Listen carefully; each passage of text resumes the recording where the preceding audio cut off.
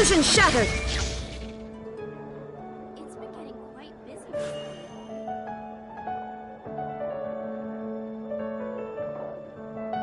Come take a look. There will definitely be something that catches your eye.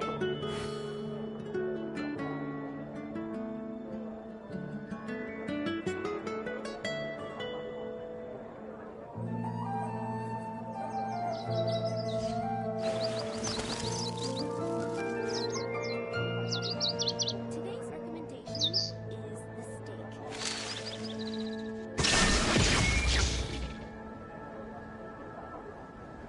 Come take a look. There will definitely be something that catches your eye. Hey!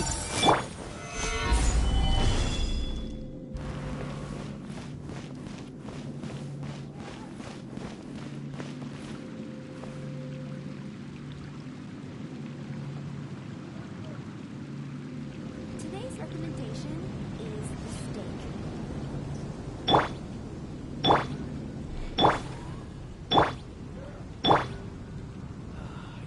Come take a look. There will definitely be something that catches your eye.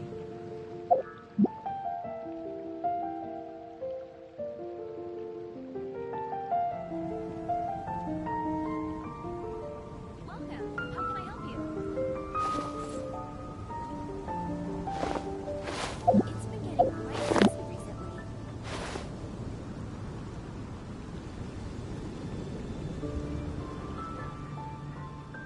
Come take a look. There will definitely be something that catches your eye. Welcome. How can I help you?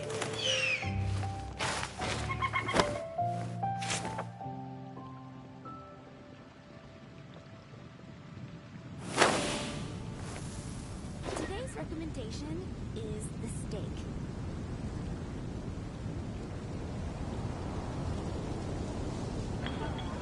Haven't you heard? There's a strange wanderer in your Wolfendom. Welcome. How can I help you?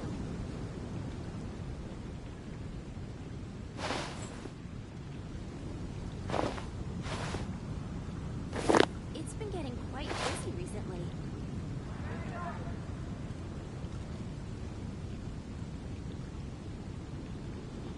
Ancient Alpha truly is fascinating. We should prepare while we can, then make a preemptive strike against the enemy.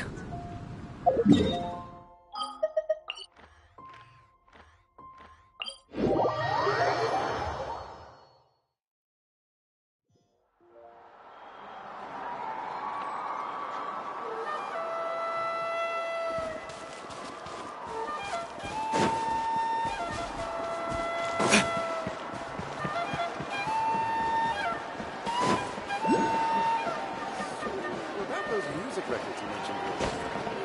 What's first?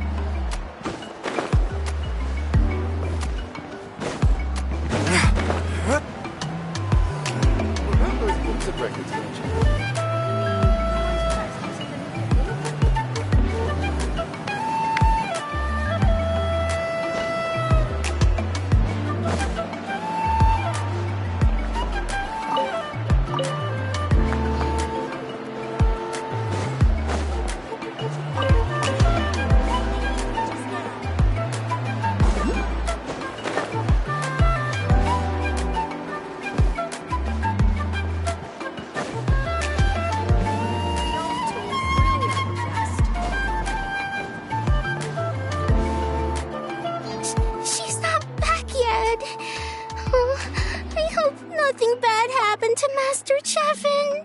Hey, that little kid is crying. Wonder what happened. Let's go check what's wrong.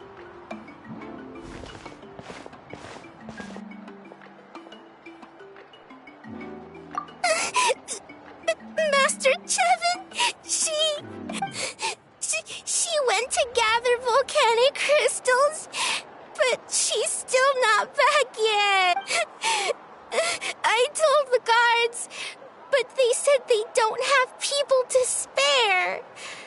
Plus, that area's super dangerous, with tons of monsters and bad guys. They have to finish making preparations before they can try to rescue her. But it'll be too late by then. So, you'll help? Great! I'll just make a quick sketch to show you where the guards went early.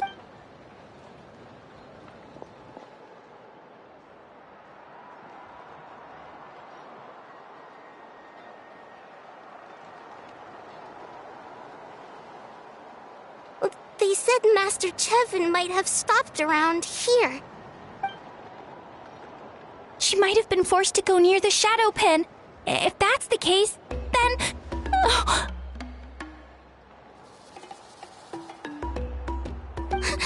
Please, you have to save her!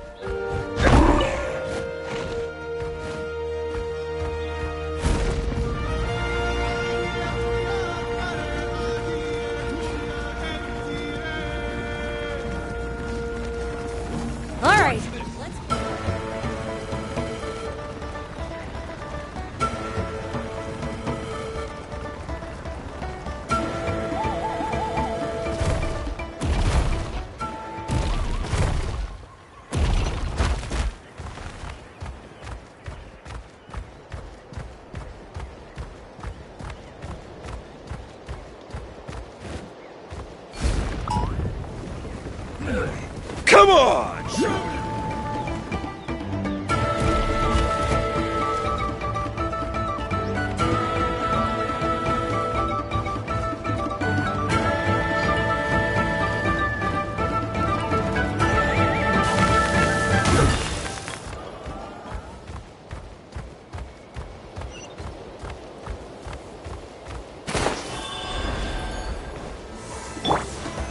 solidified! Shine down! According to the map, we should Get away from me! Look, over there! Is that Master Kevin? Where did you come from? So strong! Let's get out of here, boys! Run! Leave the stuff if you want to live! Drop all of it!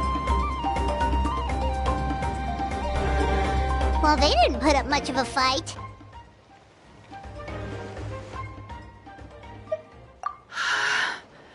Thank you so much. I thought I wasn't gonna make it down this mountain alive. Saved by the Traveler. Guess my luck's not too bad today. Sorry. Let me introduce myself. I'm Chevin, a gem artisan. I'm not usually this lucky, but maybe things are looking up. She did, huh? I didn't mean to make her worry. I wasn't planning to be gone longer than 2 days, tops. But then, I discovered a new seam of volcanic crystal near the Shadow Pin. It's a large deposit, and the purity is exceptional. I dug up a whole bunch of it and was getting ready to head back. But the phlogiston within the crystals attracted monsters. I panicked and ran up a narrow path to avoid them. But by the time I was in the clear, I ended up running into those bandits. You showed up in the nick of time. If the situation was so dangerous, why didn't you just drop the crystals and run? I left most of them behind, believe me. I only kept the purest chunk. I have to bring it back no matter what. For Tlasoli and poor little Nechka. Right, you wouldn't know. Tlasoli is a former ancient name artisan, and Nechka is her daughter.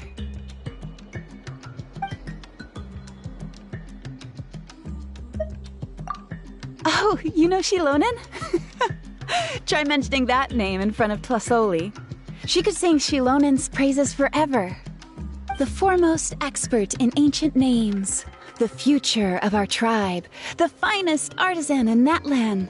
You'll never hear the end of it. I know Tlasoli misses the days when she used to forge ancient names. She'd never say as much, but I can tell. Because of her daughter. Poor Nechka contracted an awful illness, and Tlasoli put everything aside to take care of her. Even as Nechka's illness grew worse, Tlasoli never gave up. Like a torch in the night, she was determined to burn bright, even as darkness encroached from all directions. Still, all's well that ends well. Thanks to the doctor's medicine and the YOP's protection, Nechka's flame was rekindled. Her condition has been slowly improving ever since. She's still weak, of course, and has to recuperate at home. But she's well enough to write letters already. She often writes to Shilonen, apparently. Her dream is to become an ancient names forger just like her mother. Her birthday's in a few days, so Tlasoli asked me to find a pure volcanic crystal to give her as a present. Yeah, talk about an important chunk of ore! What a nice gift! Paimon hopes it helps her feel better. I'm sure she and her mother appreciate your well wishes. All right, let's head back. I'm sure Imish is worried sick. Actually, why don't you come with me to visit Tlasoli tomorrow? It's all thanks to you that I managed to bring back the crystal. You deserve a reward for helping us protect something so significant. That's right! A good mood makes for a quick recovery! And of course, we wouldn't say no to a little gift.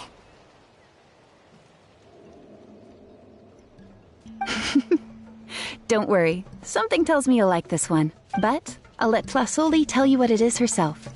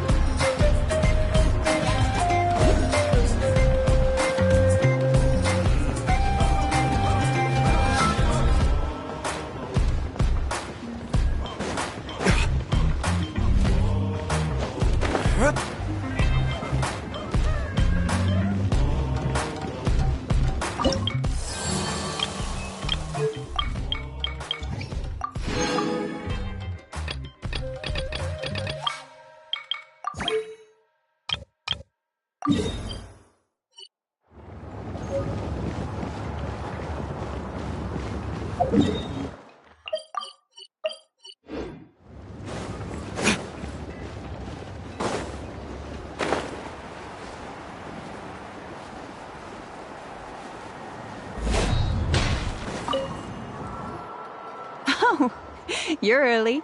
Looking forward to your gift? Paimon too, but we're also here to see how Nechka's doing. It can't be easy to recover from such a serious illness. And then there's Tlasoli. She had to give up what she loves. We just want to cheer them up. I've already asked someone to swing by and let Tlasoli know we're coming. She's probably made all the necessary preparations. Let's go then. Do you mind watching the story, Mish? I'll be right back.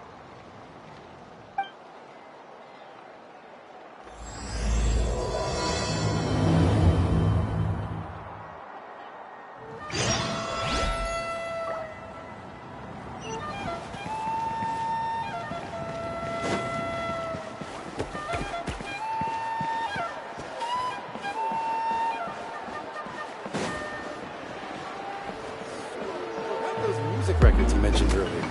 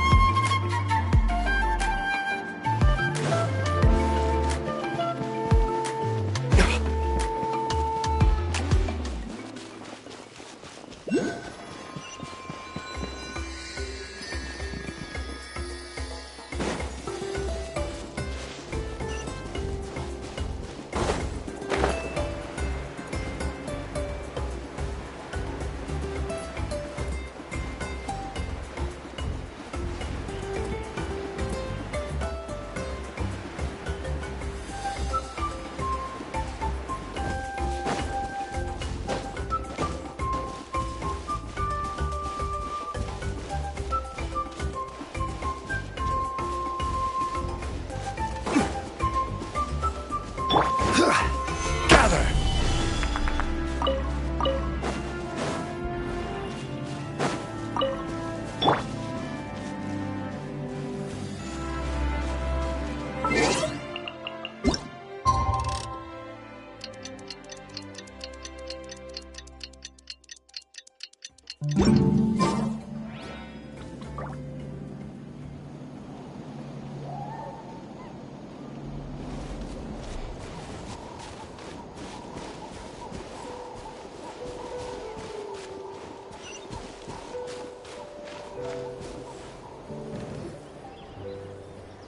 Here we are.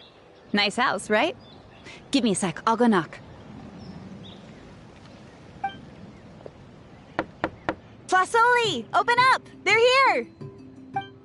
Tlasoli? Are you home? Open the door! That's strange. Huh, the door's locked. But she shouldn't be out at this time of day. Hey, Nechka! Nechka!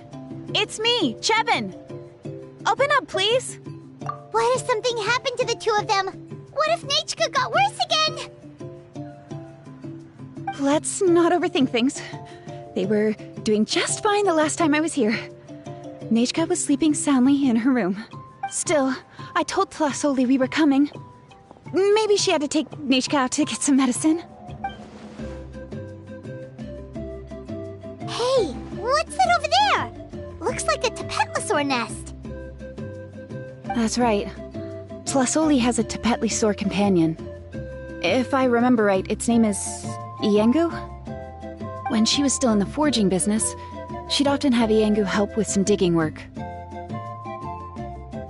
But since Nechka fell ill, she hasn't let it dig much recently.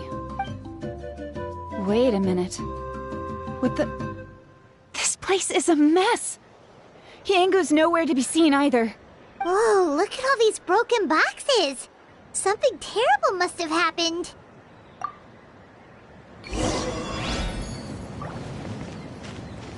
The tracks end at this cliff.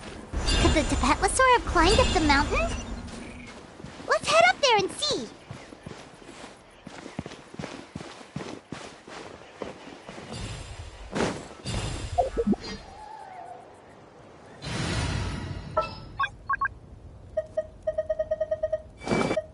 Another chance to learn?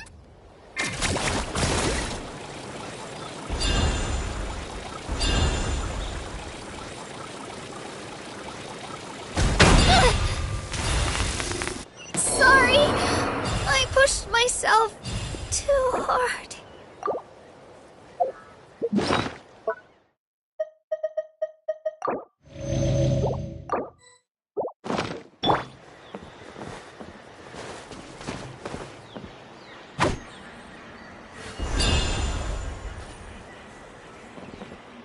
Let's go, Twirly!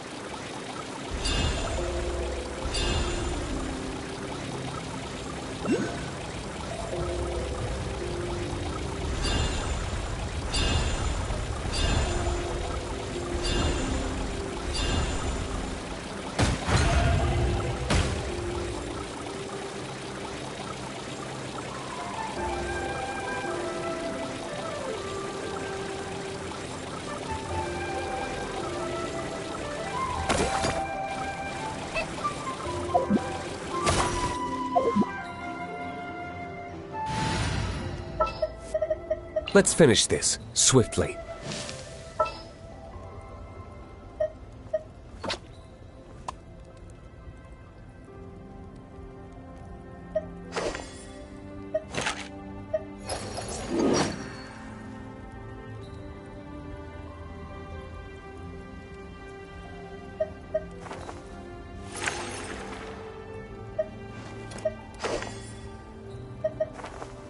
Understood.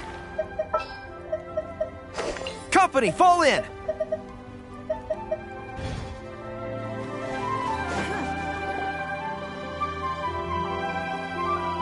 Huh, there really is a Tapetlosaur up here. Might not be Tlasoli's companion, though. Paimon still doesn't see any sign of Tlasoli. Hey, Traveler! Paimon! That's Chevin's voice! Come down, quick! Huh?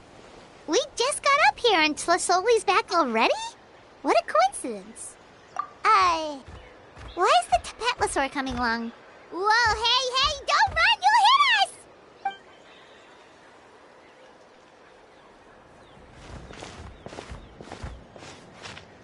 Yangu, come here. Are you being naughty again? Oh, that's a good Saurian. Oh, you must be hungry. Sorry. I'll whip up something for you later. All right, run along and play now. I'll come along in a sec. Sorry, you two. I was waiting for you at home when Nechka... Well, she snuck out and ran off by herself. She said she just wanted to pick some flowers for our guests, but she ended up getting lost along the way. Luckily, I managed to find her before long. Yeah, Chevin told us she was just starting to get better. She's still very weak. The shock and the cold winds certainly didn't help, so she ended up with a slight fever. I gave her some medicine and now she's in bed, but it's nothing a good night's rest can't fix. That said, she won't be able to meet you today. I'm sorry you came all this way for nothing. Don't worry about it. We know she's still recovering. Chevin told us how serious her illness was. Her health definitely comes first. We were just dropping by to check on her. Well, she can at least speak to me and go about her day normally. That's already more than I could ask for. Hey, cheer up! This is supposed to be a happy occasion. We do appreciate that she tried to welcome us with flowers. Anyway, Tlasoli, about the thing I was telling you before. Yeah, what did you get us? Well, it's a blaze gem inscription. I made it from the purest ore, so it's almost completely resistant to erosion. The techniques used to make it are all rooted in ancient name forging. Don't say that or the Wyeth might smite me. The process just uses a few of the same techniques and materials. When I first made one, I didn't think it could serve any practical purpose, apart from the erosion resistance and the general aesthetic. But then Chevin suggested using the crystals to make a special kind of ornament. Blaze gem inscriptions made by an ancient name artisan, engraved with words that never fade. Quite the sales pitch, don't you think? Wow, that description really does make it seem special. Tlasoli's blaze gem inscriptions really are special, though. Word of mouth isn't always reliable. As information gets passed along, it becomes incomplete, forgotten, and sometimes even distorted. But the words inscribed on these crystals will stand the test of time. The inscription will never deteriorate, and the meaning will never get twisted. It's the perfect gift for a dear friend or significant other. You could even pass it down to younger generations. Paimon's interested! Let's buy one, Traveler! We can engrave our names onto it! Then, once we find your sister, we can get her to add her name as well! That way, our names will be together forever! You deserve it. You saved me. And Nechka's birthday present. It's the least I can do to repay you. Chevin, I thought I told you. Don't you start acting shy too, Tlasoli. It's a great gift. I know how much work goes into one of your blaze gem inscriptions. Well then, thank you both. I'll have it ready as soon as possible. Then, I'll have you do the inscription yourself. Nechka should be well by then. She'll be very excited to meet you. Whoa, let's not get ahead of ourselves. We don't even know how expensive that would be. You sure we have enough travel funds? Hold on, this isn't part of some scheme to make us spend all of our mora, right? Chevin? You never know. You do look like you have some savings to spare. No, don't listen to that, Traveler. You'll end up losing all your mora. In any case, it's up to you. Oh no, it's the Tapatlasaur again! Quick, someone stop it! Paimon doesn't want to get run over again! Also, if you don't mind, Tlasoli, I'd like you to help me repair my blaze gem inscription. I dropped it when I was attacked earlier. The rope and clasp both snapped, so I haven't been wearing it. I tried fixing it myself, but I just couldn't get it to stay. Could you help? Just leave it to me. I'll make it as good as new. Thank you, Chevin, for going all that way and... It was nothing. We all just want Nechka to get better. You're right. Yangu, behave yourself. I'll feed you in just a second. I'll have Chevin contact you once everything's ready, Traveler. Maybe we'll even line it up with Nechka's birthday. We can even have a little party. Oh, that sounds great! We'll look forward to all the good food, and we'll make sure we're ready to eat. Anyway, see you around, Tlasoli! Look after yourselves. Nechka is going to be so happy to meet you.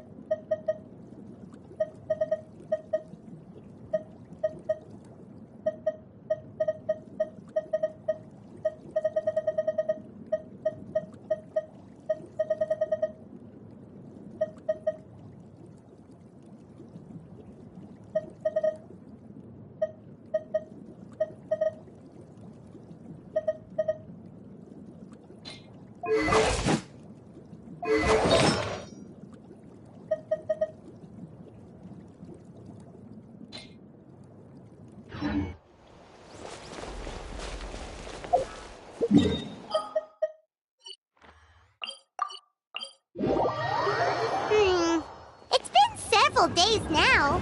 Wonder if Plasoli has finished making the place gem inscription. Since Nechka's birthday is around the corner.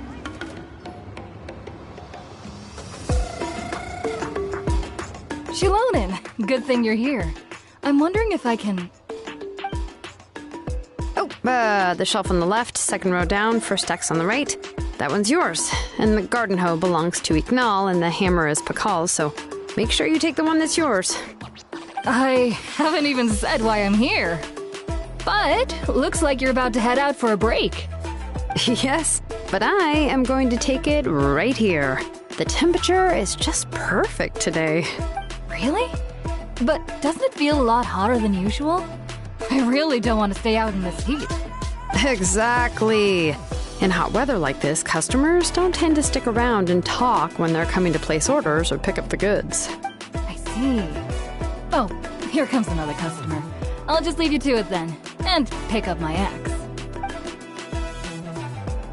Sure, sounds good to me. Hey, Shilonen!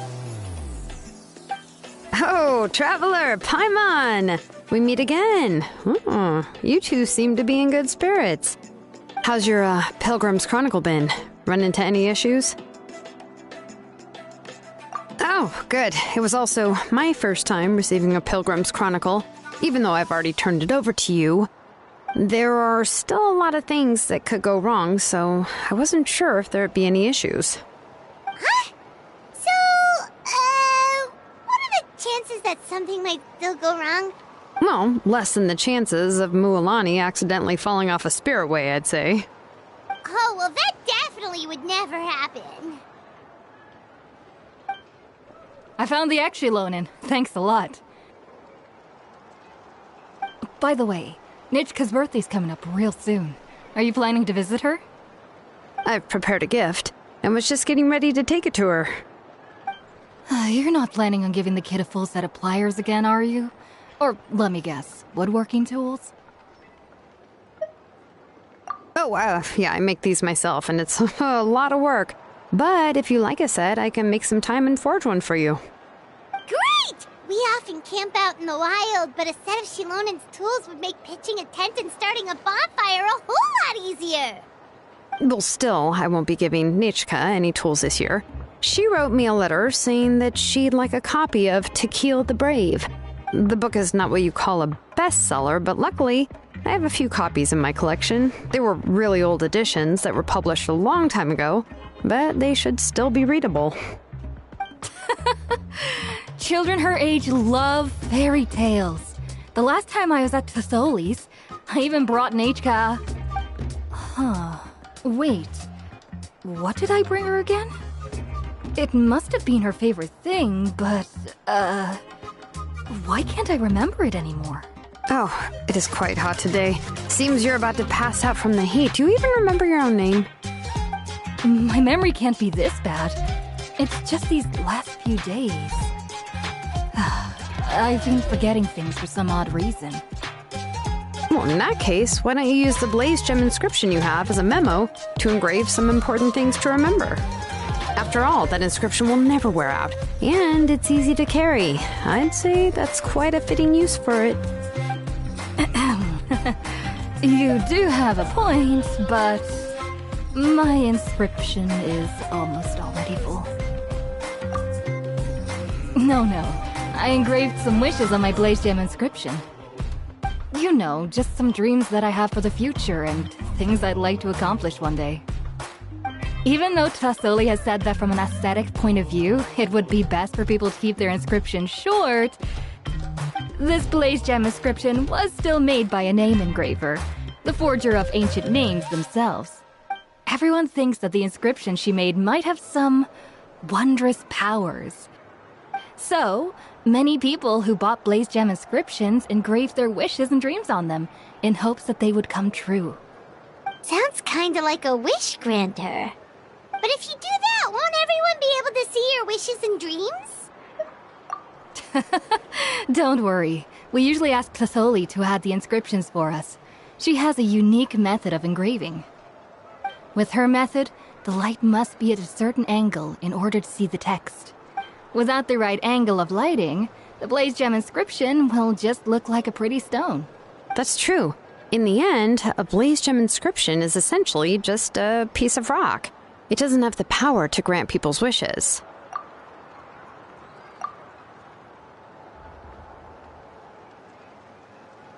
Making wishes to it is like shouting into an echoing valley.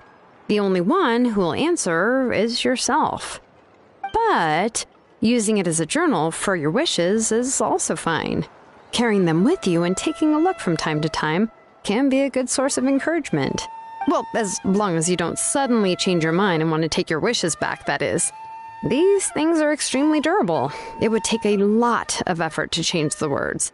And I don't think anyone would willingly part with it either. They're not cheap and very hard to get. If you ever lost it, you'd just be filled with regret. Still, it's really strange. Given Auntie's skill, how could it take so long for her to make one? Oh, well, I hope someone didn't give her an idea of making fewer and selling for more. It's true. Chevin would totally have put that in her ear. Still, I don't think it's such a bad thing for Tasoli to make some money by selling these. At least she and little Nachka are better off now, and won't have to worry about the cost of treating her. And was even planning to send them some...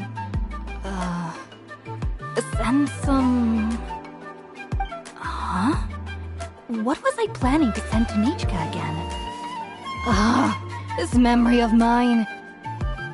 Alright, if you stay out in the heat for any longer, I'm afraid even the inscription won't be able to save your memory. You should, go back. Yeah, get some rest.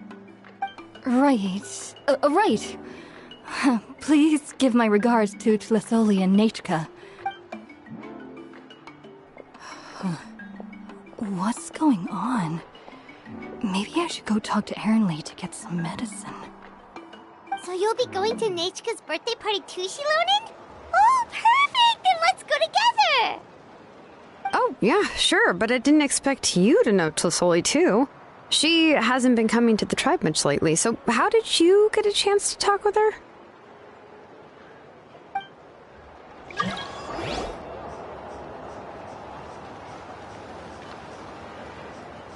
Oh, so that's how you met her. She even wants to use volcanic crystal as a forging material. Guess she's really pulling out all the stops for her daughter. Then let's just go and ask. Come on, I want to give her the book anyway. Huh?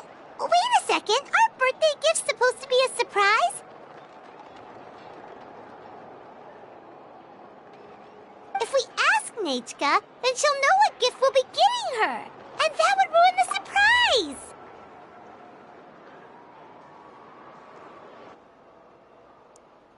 Oh my god.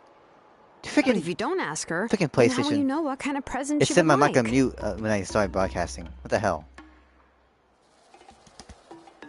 Let me check. Okay, now I can hear myself. Okay. Hey, welcome to the stream! And like, hi! Alright, Snowy, which one's cute? The cat lady or Paimon? The Paimon's floating. Or the cat lady, Shiloman. Which one's cute? Which one says cute?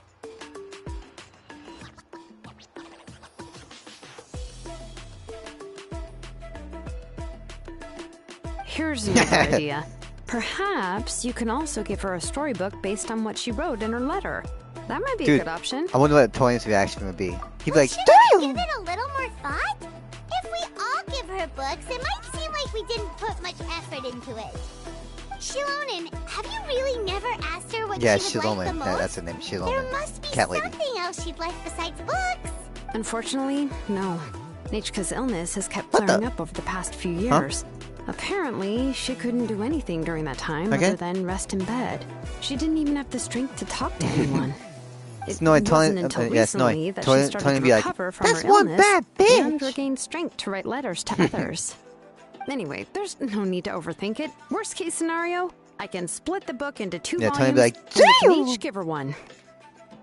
No, that's terrible! That would really look like we didn't try. Let's just go ask Nichika. Even though it would ruin the surprise, we could at least get her something that would make her Paimon's your partner. Paimon's your travel guide. So you can never get rid of Paimon. Can you tell us a bit more about the book that you're getting her? Is it really that unpopular? It's a little difficult to explain. You see, there are actually 2 versions of To Kill the Brave. The premise of the book is pretty straightforward. Hey, look, it's basically about a set of twin brothers working to defeat a demon lord. Okay. But after defeating the demon lord, the older brother, To Kill, discovers that the king's spirit has possessed his younger brother, Remok. In the ending of the original story, the older brother kills his younger brother to defeat the demon lord, before jumping into a volcano. Jeez. Oh. Okay, Snowy said Paimon's voice is annoying.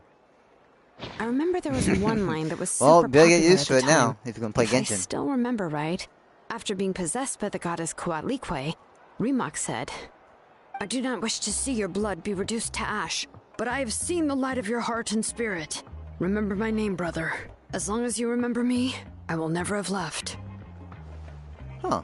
The other version was released only recently. The author heard a suggestion from someone and suddenly decided to try and make a stake in the fairy tale market, so the story was revised.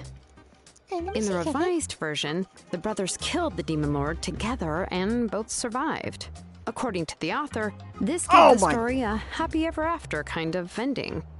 However, the revised version was not well received. After a month on the market, it had hardly sold any copies and the books were collecting dust on the store shelves.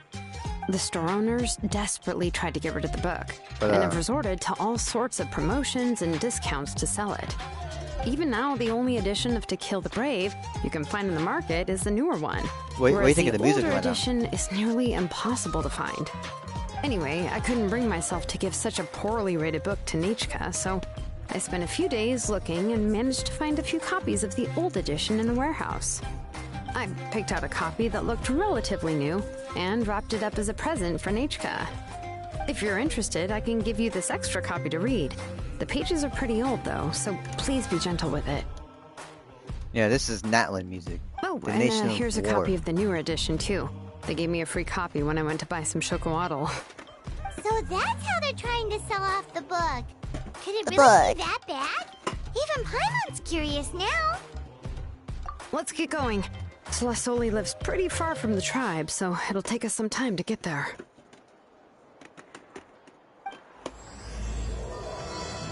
Jeez, I'm doing this tribe quest.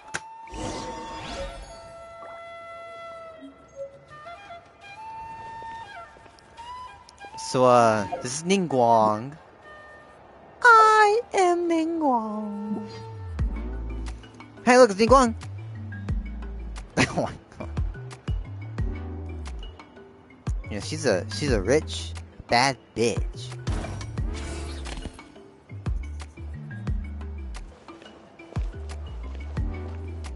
It's Ningguang.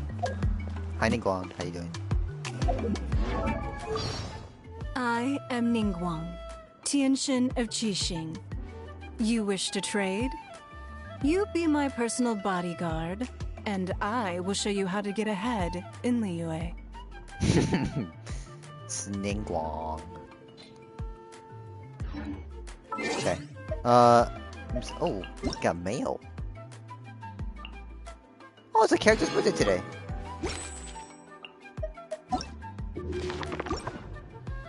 What? Oh my god! Crackhead! Snowy doesn't like Ningguang's voice. What? Why?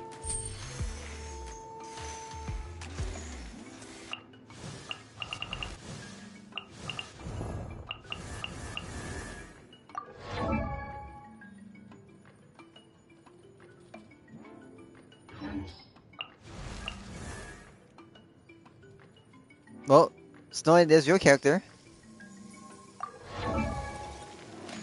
It's Yoa. No, I don't have her, but...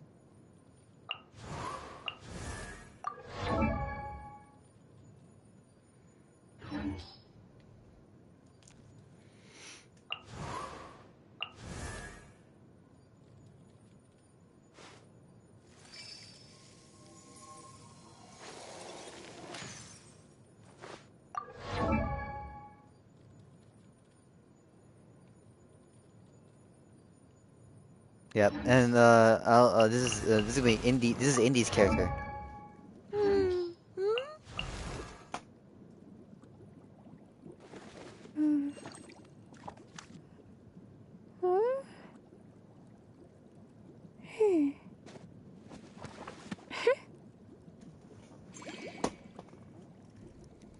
I'm showing Snowy her character and Indy's character. This is Sangomiya Kokumi. Oh, I think everyone's over 500 years old. In reality.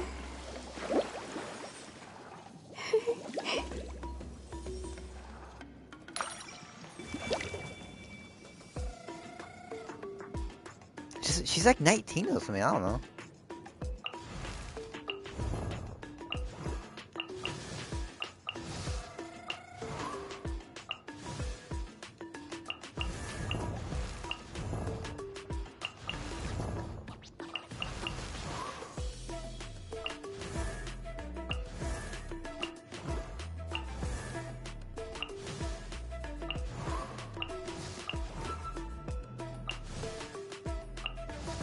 Okay, there's probably a lot of characters that you might like, and I don't know which ones you would... We could be here all night.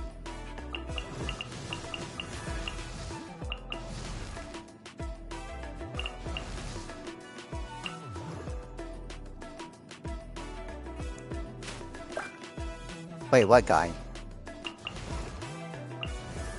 Wait, Wisely? Oh my god, Tony's watching! Oh no, here we go! Oh man, oh Tony's here, oh man. Alright, oh Tony. Oh Tony, are you in for a show today? Oh boy! They say this guy has the best ass in Genshin. Oh my god, look at his butt! Huh? What? Hey Tony, I got something to show you.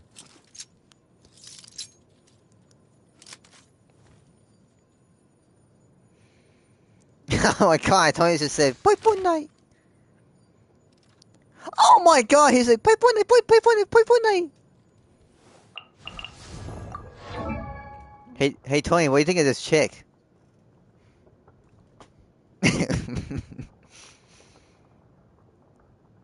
Her name is Shalonin.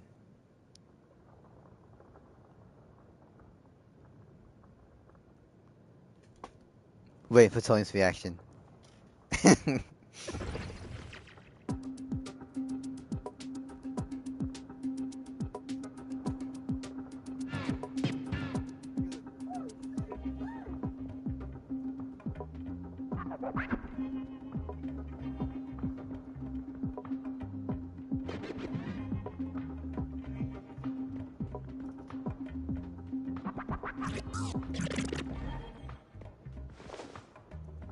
Tony, what do you think of her?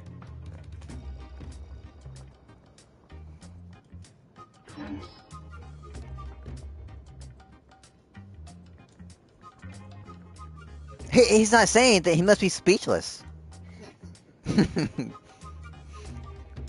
Snowy likes Risley. Oh my god, he said it! He's like, good too! Huh? Yeah.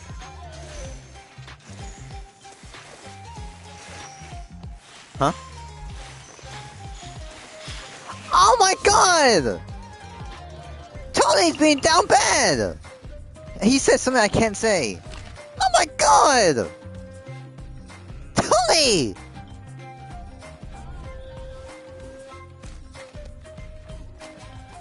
He was a fucker! Go ahead. Tony was a fuck Shiolan. Oh my god! Oh, Snowy, hide that message, please. Hide Tony's message where he says it wants tap. Oh my god, yeah, Tony said he was a fucker! Stabu.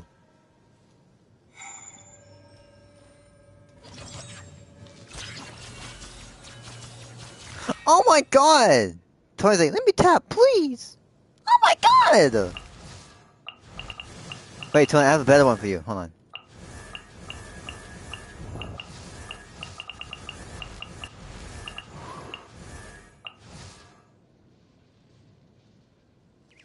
Thank you, Snowy.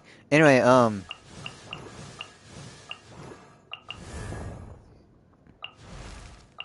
yeah, Snowy deleted it. She's a mod.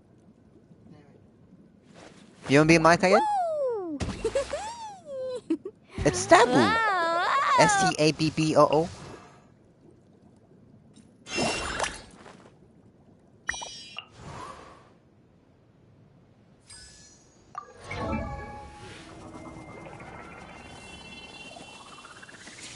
Hey Tony, look, this is Shin Gun.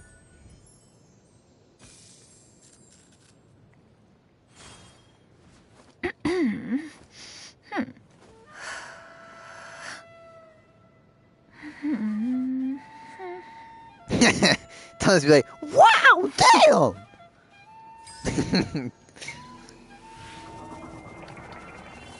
Okay, we might be here all night just looking at characters in the ass, but... God, she just made popcorn! She made popcorn!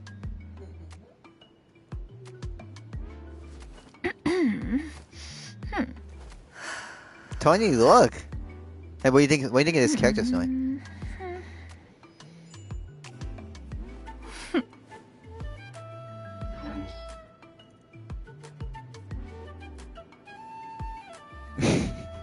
God, Tony.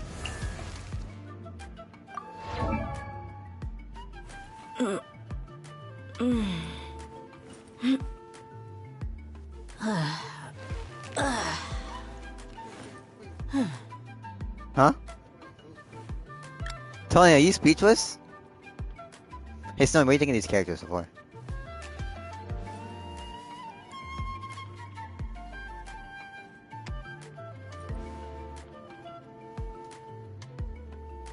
What? Wait, Snowy said, the fuck? Wait, for what?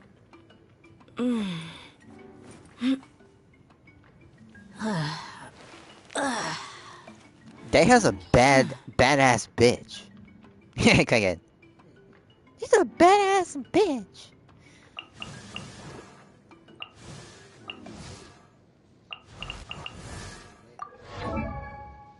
Everyone loves Raiden Shogun.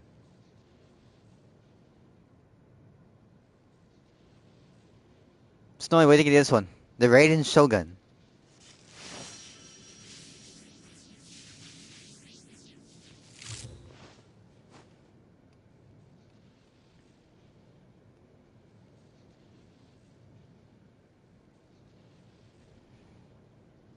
Can you hear that?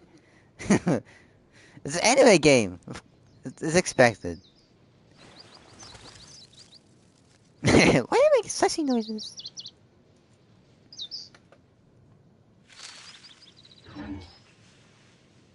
Okay, should we show her your main character? Amber. Amber. This is my brother's main character. Bad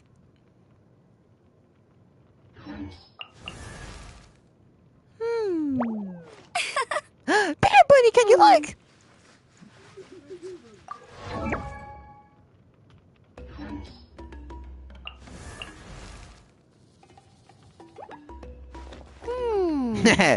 She's okay. Now this is my character. Dear Luke! It's my character. It's my main.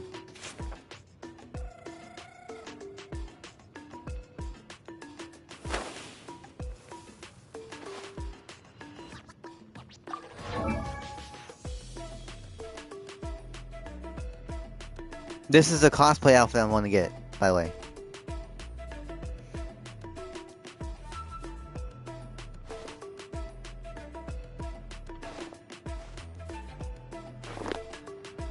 So, yeah.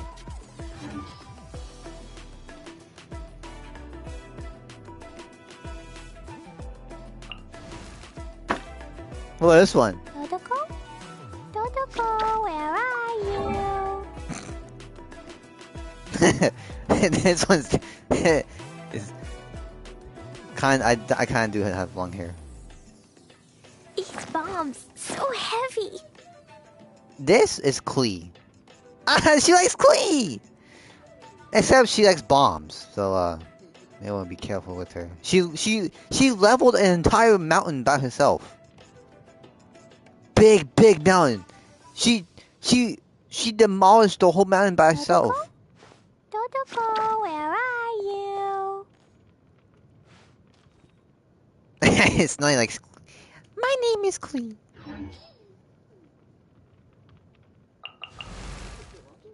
I don't know if Tony's watching.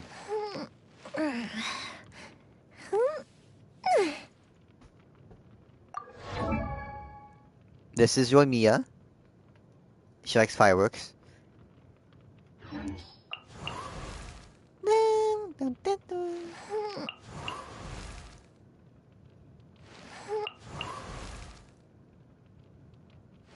Stop doing the stupid damn animation. There we go. Come look at me.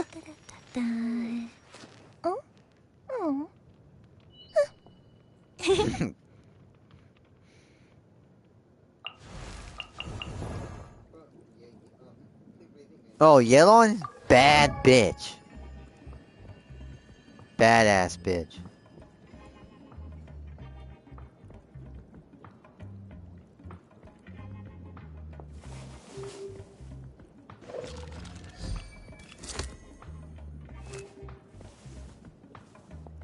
Tony's, oh man, if Tony is still watching, he'd be like, wow, damn!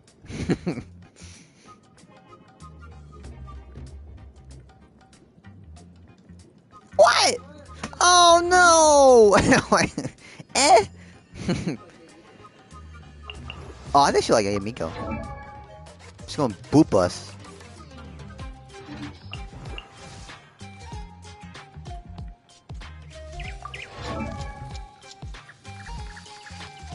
This is your Miko. No! Oh my god! No! Oh wait! Okay, look.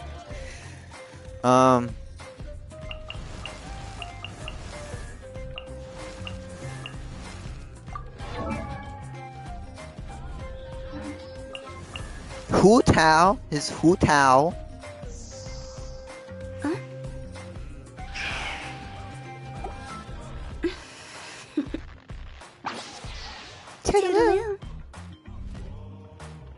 Hu Tao, Hu Tao, Hu Tao, Hu Tao. She's a funeral director, and she tries to sell you a coffin, to make money. So, right, kid?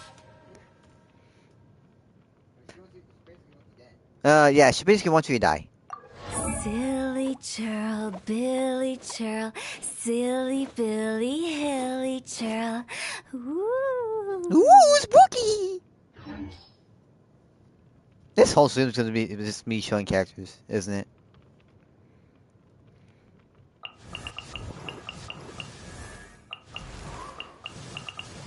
Oh, I'm not Indy's character. This is Indy's other character. Seiyu. She's always sleepy. Yeah. Oh my god, again! Tony was a tap hotel! What? The hotel?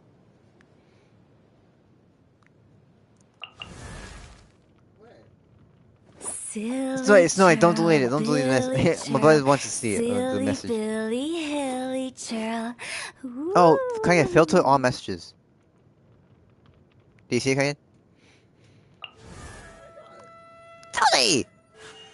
A blade embraces its duty, as a jeweler cherishes their gems. Is Kamisato Yaka? Kamisato? Okay. We're gonna be here all night. Okay.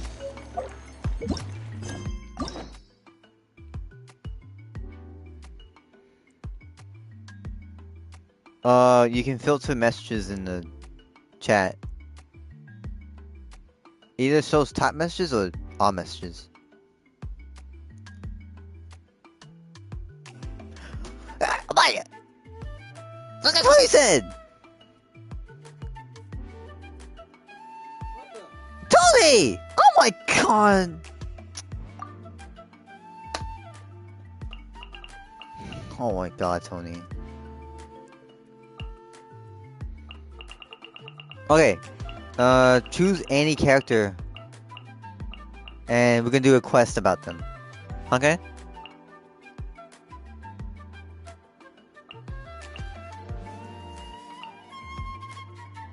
Yo, yeah, Snowy, these are all story quests, by the way. They're like an hour long, so just so you know. Okay. Okay, you wanna do Sweet Dream? No.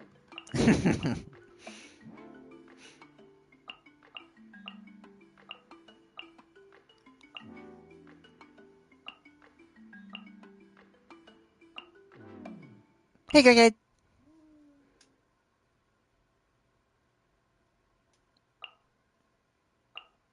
Alright, Snowy, which one you want to do? Which one do you want me to do? No, these are all character quests.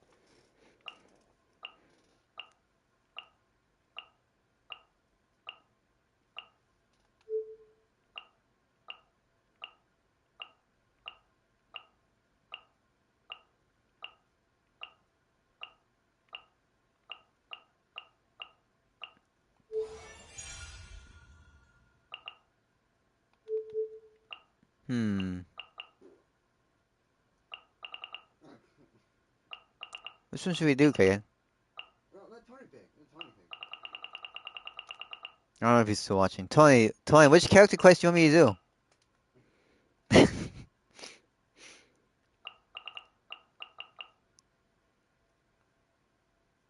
It's like a movie, pretty much. It's kind of a movie.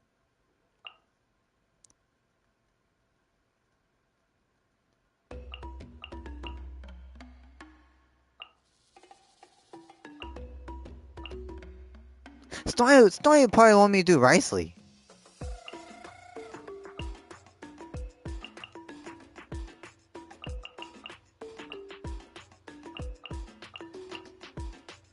Oh, okay. I think doing Ollie Kino unlocks the her boss battle. Does it? Shit.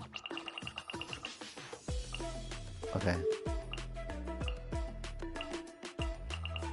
Hangout quests are like 30. These are hangout quests. They take like 30 minutes.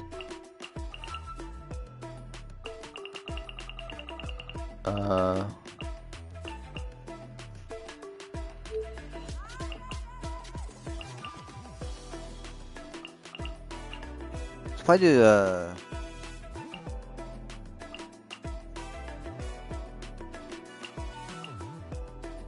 probably do Yelan. Okay. Oh wait, hold on. These are like some of them we're in the middle of. Sucks. Can't stall over.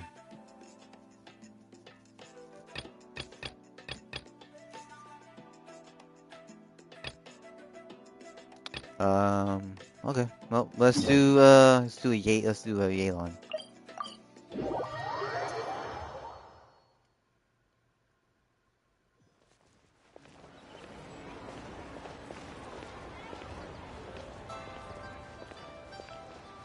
Welcome to Liyue. This place is based in China. Not actually, like, it's not based, it's inspired by China.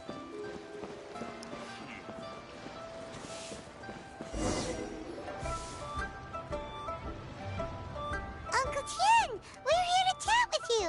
Uncle Tien! Oh? What a lovely surprise. Welcome. Oishi, why don't you go downstairs and get the shopkeeper to make us a fresh pot of tea? Get your popcorn, get your snack ready.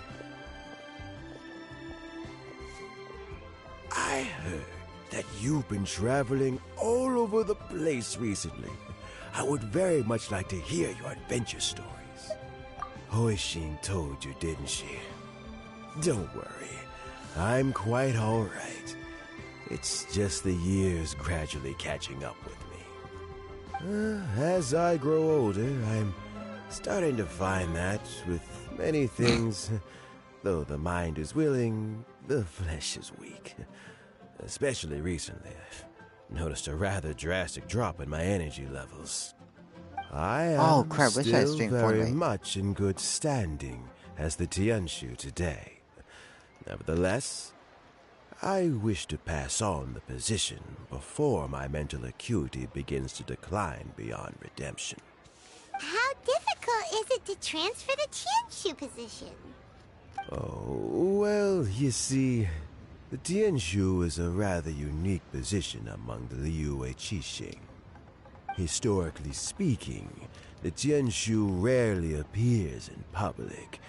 We stay behind the scenes, planning and giving advice, so a public selection process would not be suitable. We also want to keep any prospective Tianshu candidates free from influence by outside forces, so we tend to be as discreet as possible in their assessment and appointment. For these reasons, the incumbent Tianshu typically recommends their candidate of choice, and this is then approved by the other Qixing members. So in other words, you pick someone, and then Lady Keqing, Lady Ningguang, and the other Qixing appoint them? Correct. Unfortunately, due to my health, I won't be able to assess every candidate myself. Not to despair, however, because I've found someone exceptionally capable to act on my behalf as assessment officer. Leon! In fact, I believe you recently became acquainted with her yourself. Oh? Who is it? I'm heartbroken.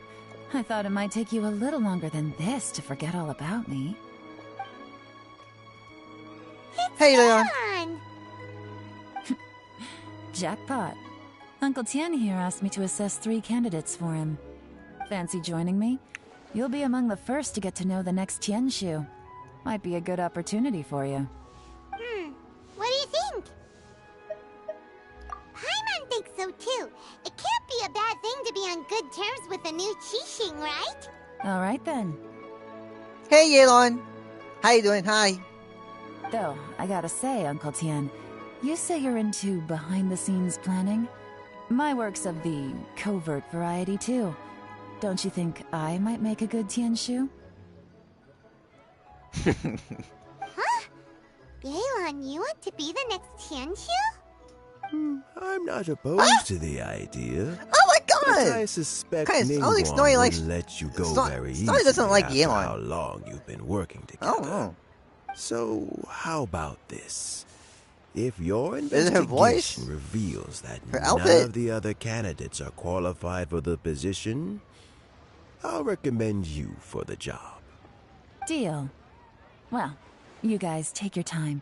Everything's all set for the assessments to go ahead. Meet me on the first floor when you're ready. Until then, have a pleasant conversation. Oh, and thank you for your tea. As the new owner From of Dead by this fine Daylight. establishment, this runs on the Ah, house. she is nothing like her. She's a badass bitch. She's a bad bitch. You're all set? What the fuck? Are you dabbing in the chat? Uncle God, what Ken the- seems my really God. worn down. It's like all his energy's gone. Yeah, it may sound harsh, but Uncle Tien is past his prime. He's not cut out for this anymore. So he's recommended 3 candidates. Their names are Qinwei, Mingbo, and Zhi. Qinwei is a wealthy entrepreneur. Mingbo works at the Liyue Ministry of Civil Affairs, and Zhi is focused on study and travel. Try to keep all that in mind. Of course, it doesn't really matter if you forget, since we'll be assessing them at Yuehai Pavilion in a short while. Qianwei, Mingbo, Jui. Paimon should be able to remember their names, but what does the assessment involve exactly? Let's leave that until we get to Yuehai Pavilion. All right. Heads in the game, people. The stakes don't get much higher than a change in the Qixing. We can't afford to miss anything, no matter how small. Got it. We'll keep our eyes wide open. We'll keep our eyes wide open. Okay, I should not play Ningguang because Snowy doesn't like Ningguang. Dang it. Snowy doesn't like Ningguang.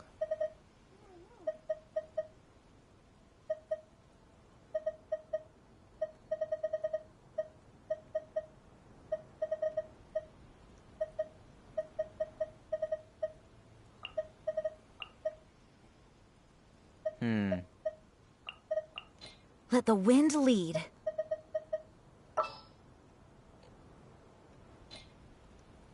What? Who? Jean? This is Jean. Hi, Jean!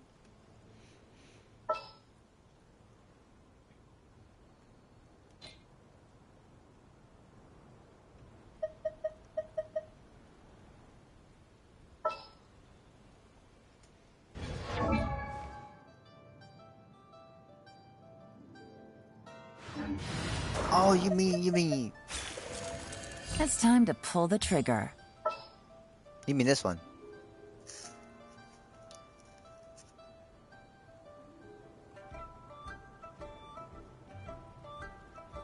Huh? What?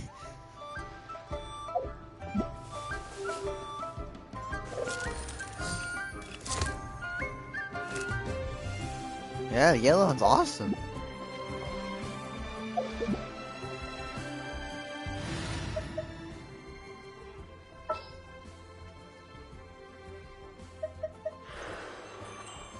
There are still so many places for us to explore. How about this one? Her name is Nahida. Good morning.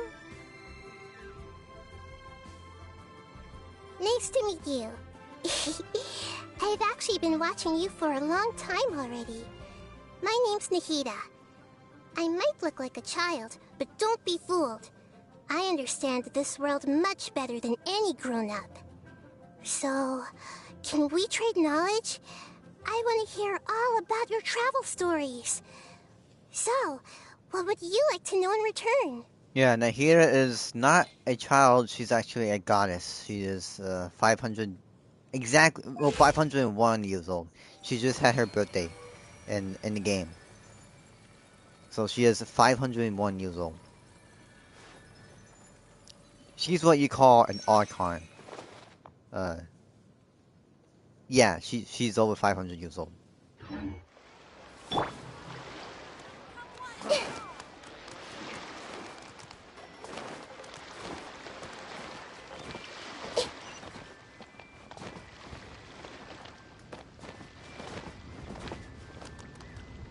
So this is an Archon. Raiden Shogun's an Archon. Zhongli's an Archon. He's over 5,000 years old. Raiden's like... I don't know how old Raiden is. I think Galen's like up at 20. She's like 28, 27.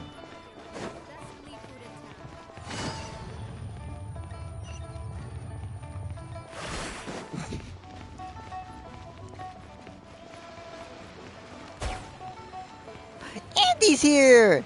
Hi, Indy!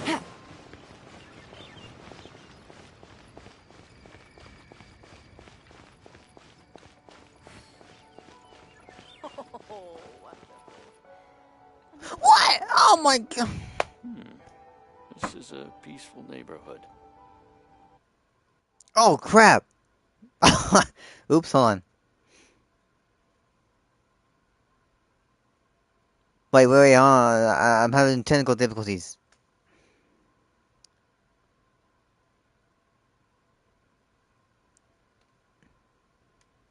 Okay, bye, Indy.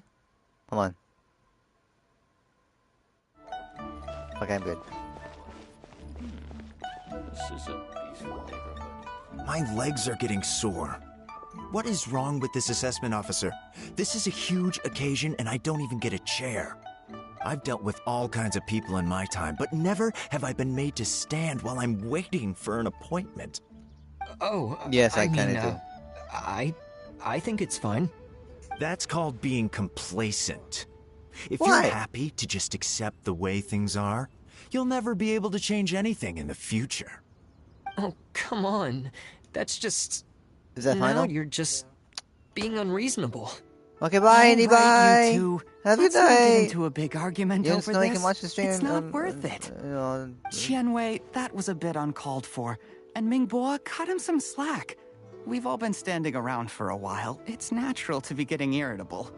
Look, how about this?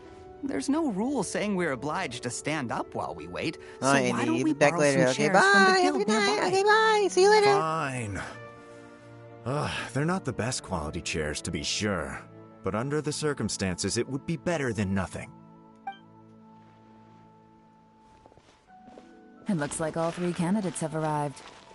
Well, hello, Yelon. Mm-hmm. We'll meet them formally soon. Before that, let me run you through the assessment Great, process. Tony's probably back in the streams like, pipe one night. Always gonna be like, damn, I've say split it into 2 damn. stages.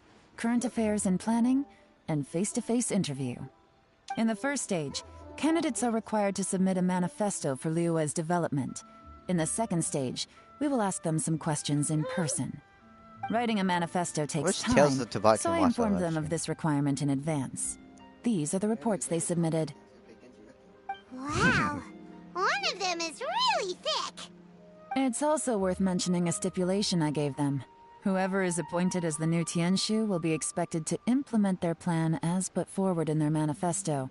Failing the occurrence of some cataclysmic event, they will not be permitted to change their plan. Therefore, these 3 piles of documents in front of us represent where each candidate stands on key policy issues. There's still some time. Have a skim through, get a first impression of what each person's proposing. I'll be waiting off to the side. Just let me know when you're done. I think this quest is about like I have no idea what this quest is about. Some about politics, I think, in Leeway.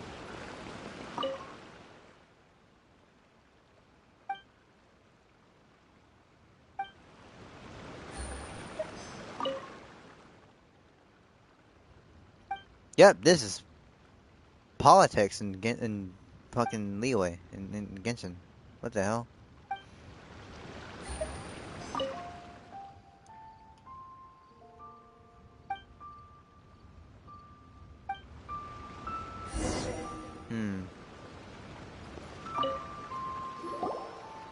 Finished, huh? What did you think?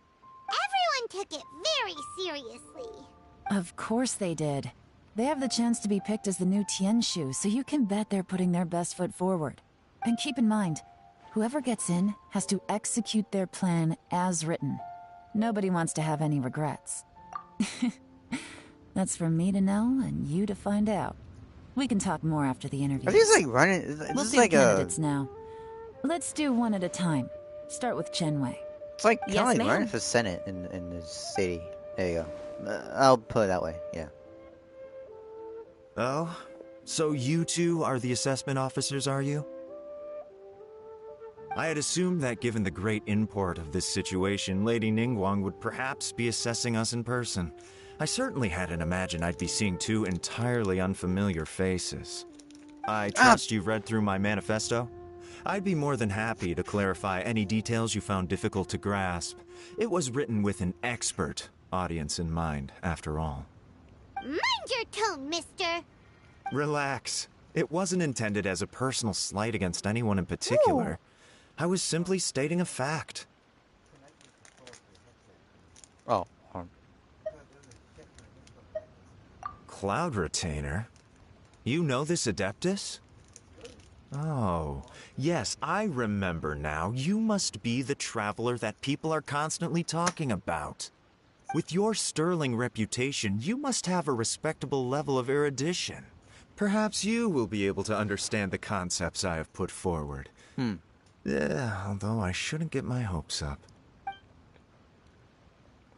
This guy sounds cocky. Oh, is it my turn? That's his next. Yes. Please introduce yourself. I'm, Mingbo.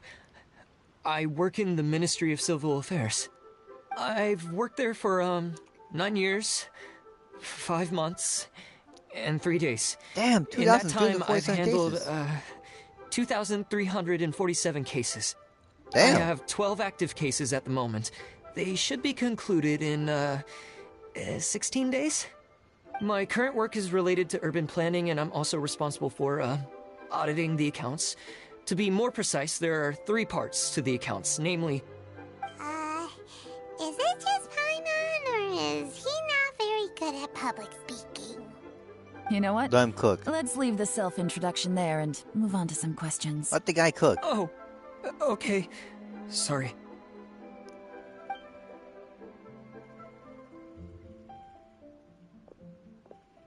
Damn, look at this guy. Fancy. Not gonna lie, I'm feeling a little nervous. What would you like to know? You're here to assess me, so ask away and I'll answer your questions to the best of my ability. Your manifesto is very wide in its scope, but you don't seem to be personally involved in many of the specific fields. How can you be sure that you have the ability to put your plan into action? Damn, Yelon, you gotta roast him like that? Very fair question. I completely understand where you're coming from. But I'm confident in my plan. I've visited many different places, talked to lots of people with far more expertise than myself, and my manifesto is the conclusion of these efforts. Of course, 2 different problems can be interconnected in very complicated ways, and you might reach 2 very contradictory conclusions depending on which one you're focusing on. What I've tried to do is strike a balance. In other words, present an optimal solution to all the problems as a whole. How do you plan to determine whether you are right or wrong about your proposed solution being the optimal one? A great question.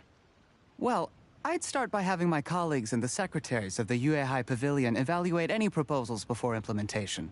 Post-implementation, it would all come down to the results. If it turned out that my judgment was to blame for poor results, I would take responsibility. Nice answer. All right, next question. He seems like a great guy. Everything he said was thoughtful and logical, and he was just a pleasure to listen to. Here's my take on what we just learned. As you saw, Qianwei is highly knowledgeable.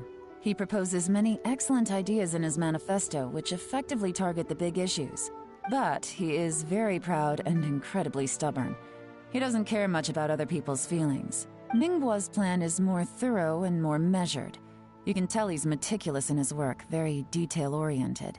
But he and Qianwei are otherwise polar opposites. Mingbo is not very articulate and comes across as very timid in conversation. Perfect summary. Paimon couldn't agree more. You're good at this, Yewan. Last but not least, Jur-E. His manifesto is full of pertinent details, his methodology is sound, and his proposals cover a broad range of fields, which is quite a rare feat. Meow? The depth he goes into in each and every area means it can only be a product of painstaking work.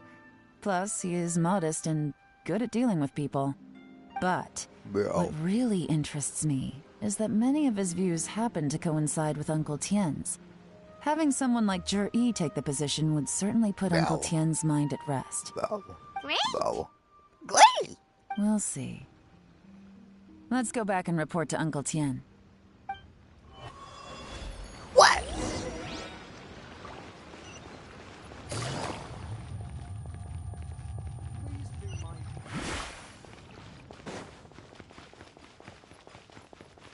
He caught me before.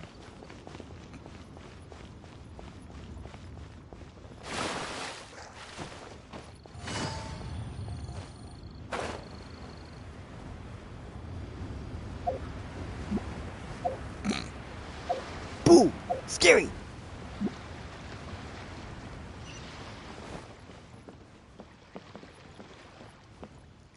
I am. They want me to play Fortnite. You really want me to play Fortnite?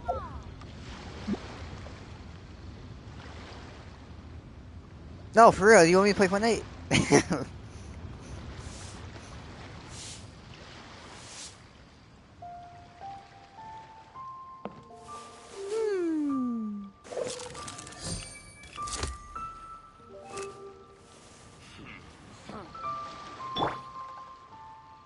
Oh yeah, okay. Let's go.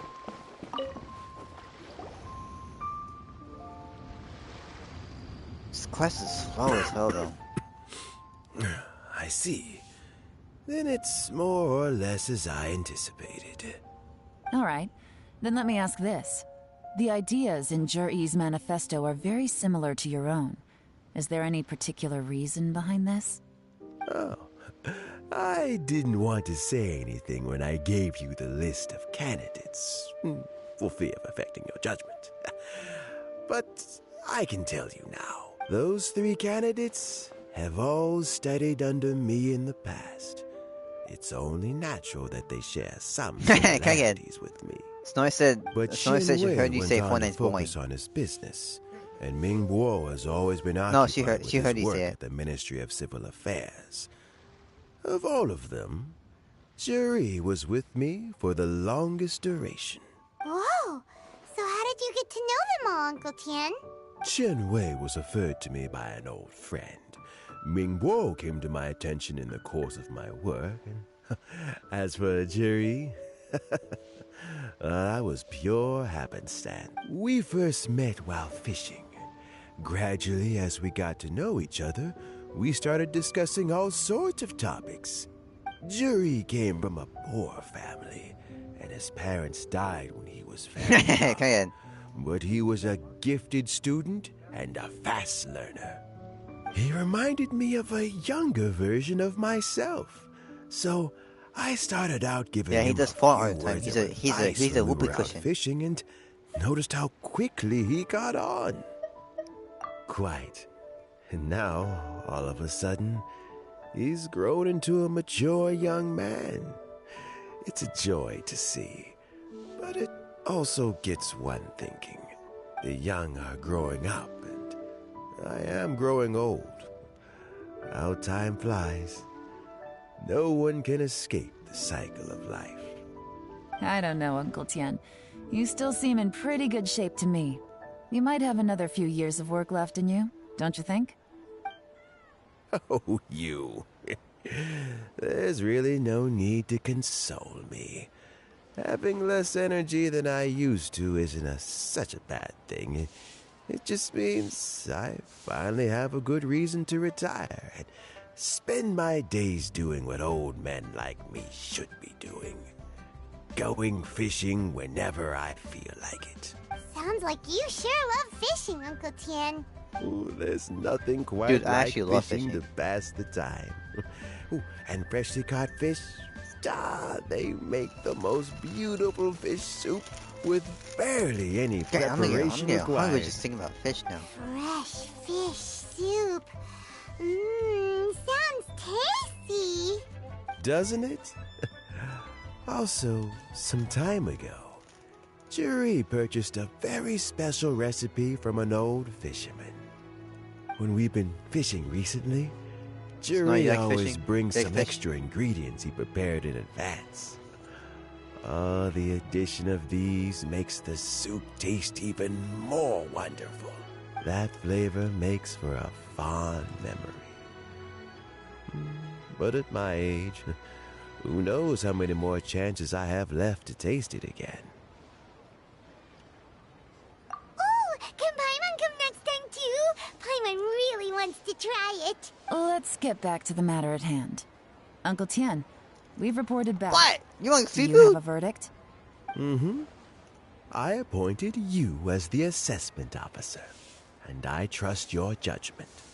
Had you not asked me why humans ate Juri's fish ideas like were so years, similar like to mine, I thousands was of not years, going to like fish. mention my history with any of them. This decision must be guided by what is fair and right. Please disregard all other considerations and make your final decision only after a thorough review of each candidate's talents and capabilities. Remember, you must be thorough. Understood. Come on, let's go talk somewhere else. Huh. Bye-bye, Uncle Tian. You eat Look raw after fish? yourself. That's what sushi is. So, it's gonna be Juri, right? His manifesto was written well, and he's the best speaker. Easy. Let's not rush. There's no time limit for this assessment. Huh? So, are you gonna give them more tests or something? No, nothing like that. The assessment itself is complete. But let me give you a word of advice. Things are not always as they appear. The Wow, biggest Gaylon, no-no wow. in intelligence work is to only get information from the person of interest themselves. The truth is almost always hidden beneath many layers of deception. You have to get information through many different channels. For example, Wenyuan, Shanghua. Yes? What the fuck? Lady Yelan, what are your orders? What the? Who are they? Where did they come from? Did they scare you? These two are Wenyuan and Shanghua. They work for me. What the fuck are these people? Why are they in cults As like my trusted what the fuck? assistants, they are always standing guard nearby. They also perform various assignments as required.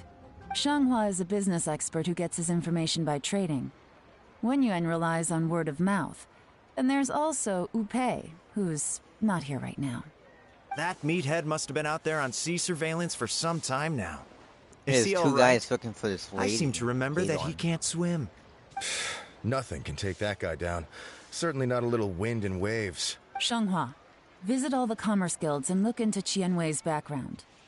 Wenyuan, go to the Ministry of Civil Affairs and look through Mingbo's work files. Yes, ma'am. They were kneeling for her. So what about Juri?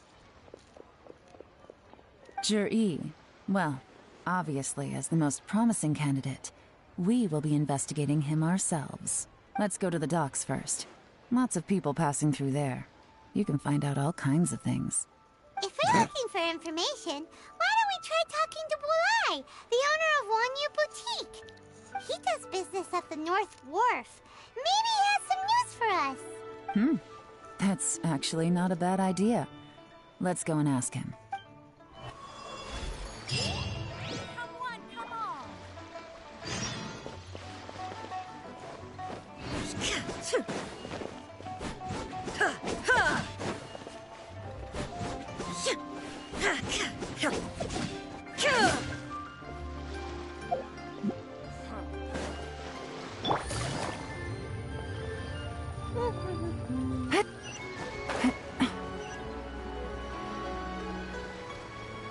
This is not even the main story. This is just one character quest, by the way.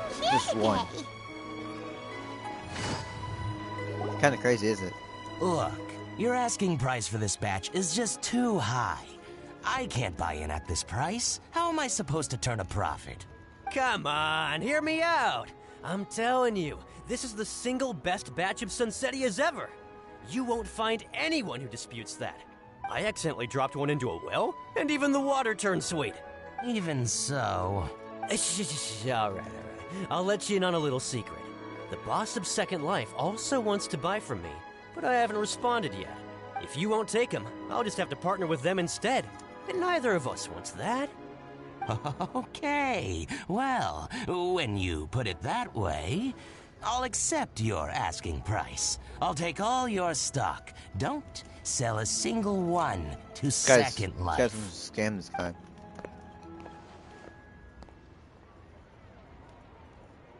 Oh, what are you doing here? And to be clear, these Sunsetias are mine. I got to them first. Don't get any ideas. Actually, we want to ask you about a guy called Juri. Have you heard of him Dude, I have like 2,000 Jerry? cities. Yes, No, he's they're quite berries. well known. Anyway. I've heard a story about him.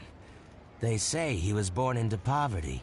His parents died when he was young, and he was treated cruelly by the local community. One of his neighbors was terribly rude to him all the time, but Jerry never retaliated. And when his neighbor went bankrupt, he even helped support the family. He returned cruelty with kindness, injustice with peace offerings. A gentleman of talent and character, and... how did I not notice him sooner? Cold. In fact, maybe I'm not too late. If I could hire him to be the brand ambassador for Wanyo Boutique. He sounds like a decent man. We can finally breathe a sigh of relief. Why are you asking about him anyway? You aren't looking for a brand ambassador too, are you? Well then, in that case, the higher bidder takes the... That's Jerry right over there. Why don't we go and talk to him? Where? It's him, all right. Looks like he's chatting with Lean Long. Come on, let's follow them and listen in. But we gotta stalk people? Try not to let him see you. We want this information to be as truthful as possible. I'll just go and fetch an employment contract. We're And spying hey, on these candidates don't try who and are cut running me for out of this. pretty much Senate in Hey! the city. We're spying on them. That's I what we do. understand. Let's walk and talk.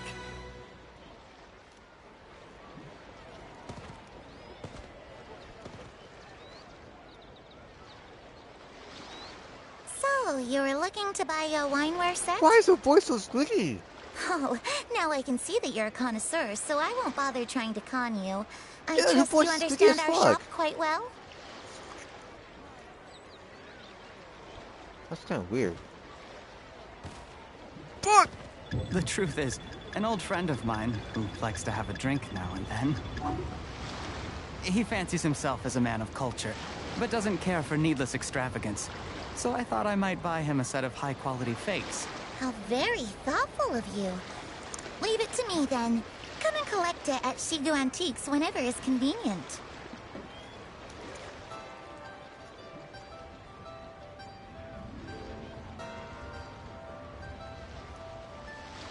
Thank you very much, Miss Linlong.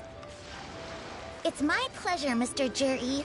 These days, it's quite rare for someone of your standing to still keep up with their old friends. It's nice to see. I'll be sure to pick out a good set for you. You can count on me.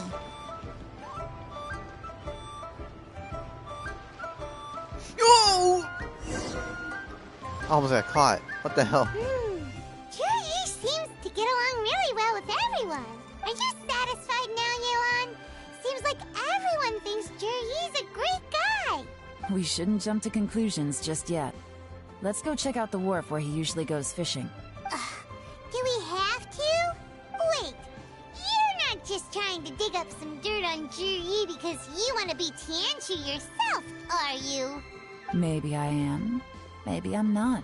But hey, if I do become Tianshu, I'll look out for you guys.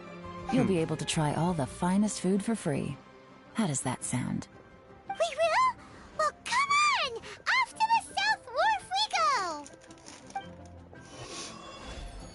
go! Really? So we're gonna spy on someone else, I guess?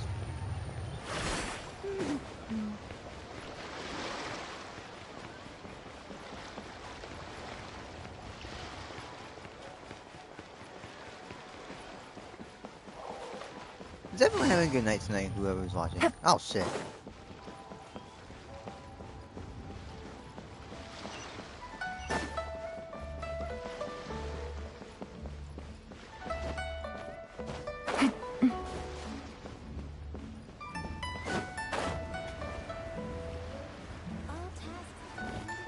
Oh, scusi. The wharf is as busy as ever.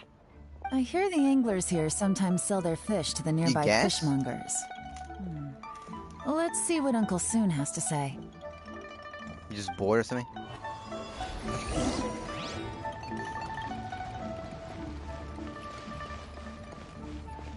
No, it's a big fish. Damn. Welcome, What would you like to buy today? Bro, look at that big ass dish. Sorry to interrupt. We're actually members of the, Liyue Anglers Association, and we just wanted to ask a few questions about someone. We've heard about this young man called Zhi, who's supposed to be a fantastic fisherman. Just wondering if you happen to have heard of him? Whoa! Yeon made up a whole fake identity without batting an eyelid. Ah, yes, Zhi. He's been making quite a name for himself recently. I've got some friends who travel all over the place, and they tell me everywhere they go they meet someone who's heard of him. Look at that, sushi. Apparently, he had a rather tough time growing up. Had to work several jobs alongside his studies to make ends meet. How does that saying go? What doesn't kill you makes you stronger. Well, if there's anything to that logic, he's sure to be phenomenally successful one day. Yeah, we think so too. But I'm afraid your Anglers Association might be in for a disappointment. Oh? Why's that? He's good at a lot of things, but fishing isn't one of them. He fishes at the wharf and sells what he catches to me on occasion. His catches are always mediocre. Not terrible, but equally nothing to write home about. If you're looking to recruit some new members, though, I do know a few top anglers I could put you in touch with. That sounds fantastic. I've got a couple of other things to attend to right now, though, so why don't I come back some other time and we can chat over a drink? Sure thing. See you. Everywhere they go, the floating they meet thing? someone who's heard Emergency of him. food? Come on, let's keep asking around. What?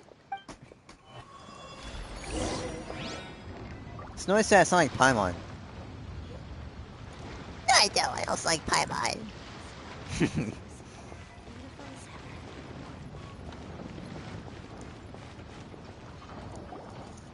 Here to buy some fish? It's 300 for one or 3 for 1,000. You better hurry. When they're gone, they're gone. Hello, we're from the Society for Fish Price Research. We'd just like to ask a few questions. Wow, she switched identity Who's wearing the blushing face? Society for Fish Price Research? Someone's spamming I the haven't blushing done face anything in illegal. my Stay out live of my stream. business. Please, Now the don't laughing worry. face? What? We're just here to conduct a simple survey. We've heard about a certain Zhi who's been selling fresh fish at low prices in this area recently. Do you know anything about this? So this isn't about me. You should have said something, person joining live stream, welcome, hey! I know the guy. I can tell you what Oh, I know. you guys watch him. I haven't heard anything about him selling fresh fish at low prices, but it wouldn't surprise me if it was him. Oh? Why is that? Because he's so poor. His parents died when he was very young, and his alcoholic father still owed a huge amount of debt. No one wanted anything to do with him. He was still a kid when he first came to the wharf. His clothes were ragged, and he had a bandage wrapped around his head. And he managed to survive, thanks to Uncle Tien, who gave him some food. But still to this day, he doesn't have a lot of mora to his name. Oh. I mean, he can afford to eat and everything, but you'll often see him haggling with others over just a few mora. So, I wouldn't be surprised to find out he's been selling a few fish. It's not like he catches much anyway, so it's not going to affect my business. Don't tell him I said that. You'd rather he didn't know? Well, I spoke to him once briefly, and I just had a feeling that he really cares what other people think of him. I think he has pretty low self-esteem, but hey, it's hardly my place to say anything. What he's achieved already puts most people to shame. And nobody's perfect. I just wouldn't want to upset him. That's all. I see. Well, thank you for sharing that with us. Not a problem. And just for the record, there's absolutely nothing wrong with the price of my fish. Uh-huh, The more times you say it, the less convincing it becomes. It becomes. Doesn't have a lot of mora to his name. Okay, let's keep going.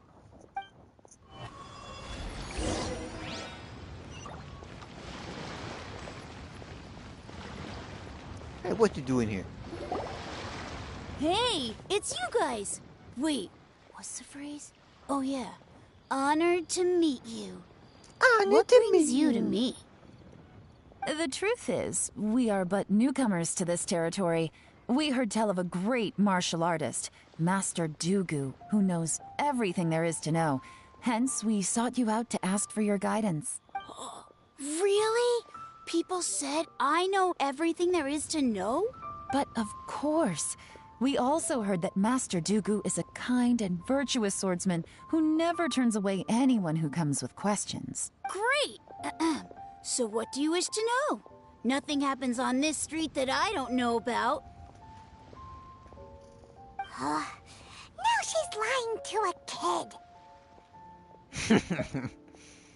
So, Master Dugu, have you heard of one by the name of Jur-E? Sure have. You mean that guy that all the grown-ups are talking about these days?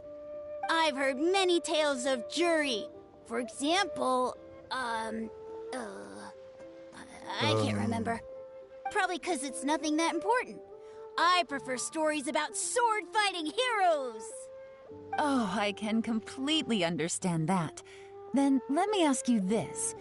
Do you remember roughly when the grown-ups started talking about Jur-E? Oh yeah, I know that. It was about 2 or 3 months ago. Damn. Before that, people always used to talk about Juri in a kind of nasty tone of voice. But 2 or 3 months ago, suddenly everyone started to like him. Sometimes he gives me candies, so I'm glad that people are starting to like him now. That's sussy. Just as I thought. Huh? What do you mean? I mean, just as I thought, Master Dugu is indeed as kind and virtuous as the legends claim. I'm not that great. Oh yeah, one other thing. These days, there's a lot of people I've never seen before talking about Juri stories in the street. They seem like nice people. Oh, definitely. Great! So next time I see them, I'll say hi.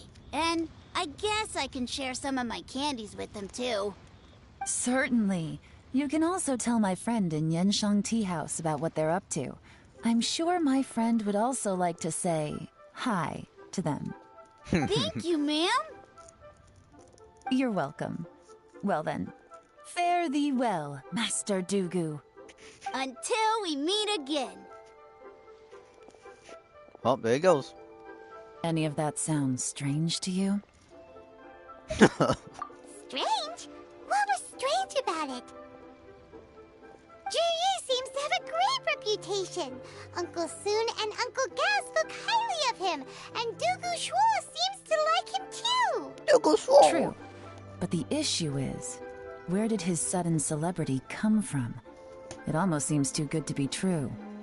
Sudden? Too good to be true? What do you mean? So he returns cruelty with kindness, and had to work to support his studies.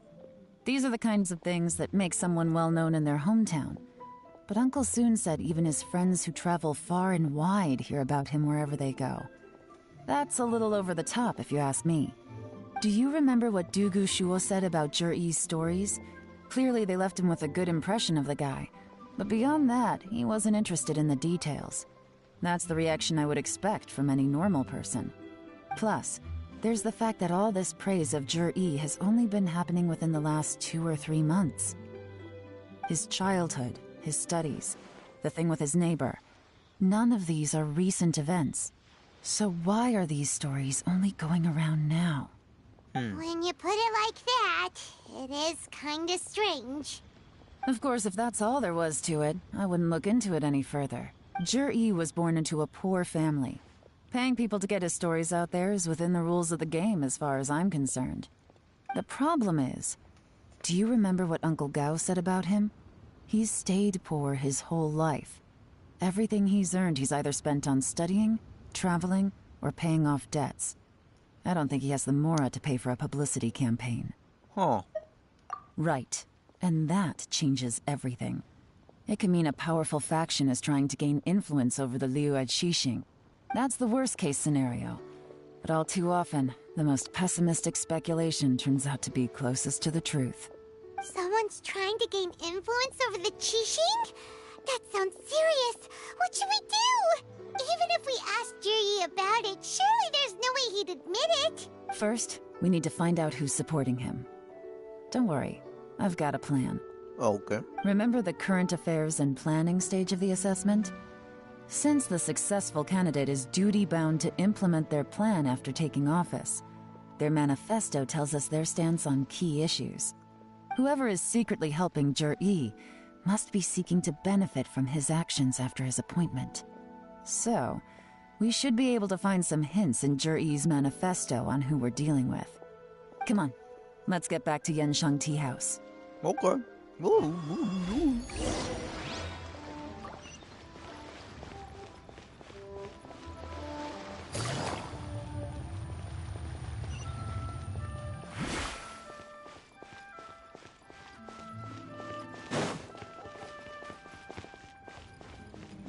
Fuck.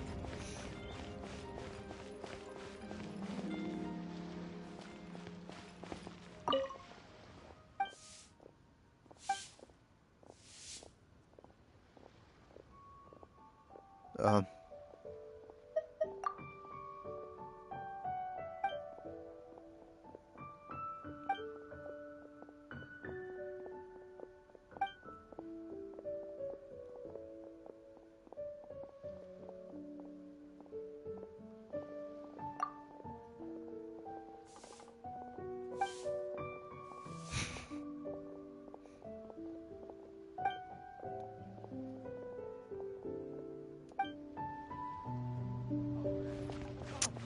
Can't even say nothing now.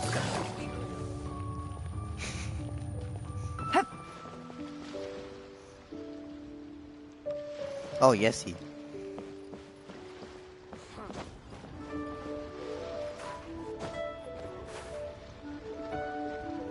Wait, are you gonna fall asleep? Yeah, this is what I'm worried about when Indy gets Genshin. She's gonna fall asleep instantly.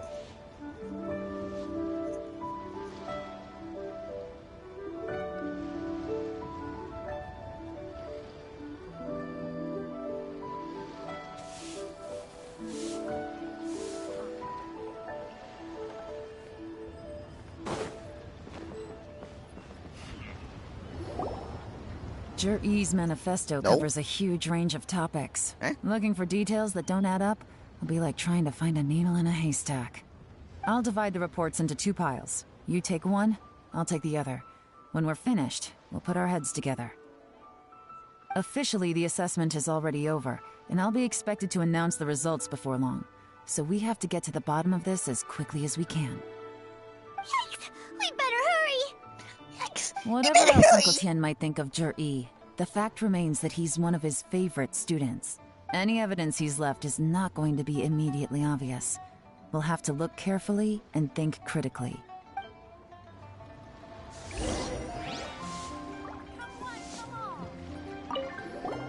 Made any discoveries? Not so far, but we're still looking. We're still looking. See? That I saw Paimon.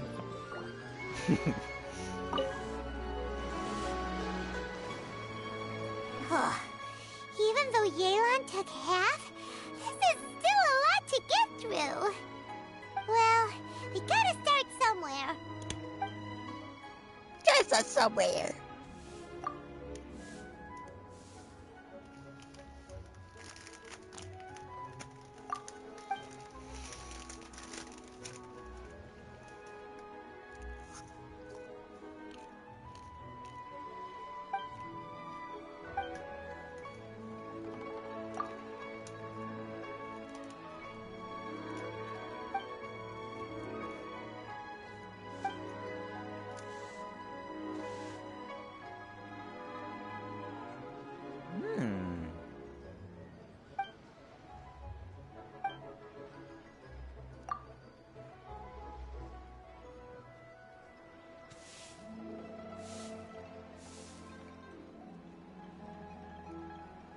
Was that an item shop?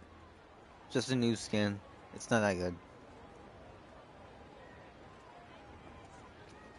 It's Haze, but you know that Haze. You know Haze, the Haze skin. She got like a remix skin, so.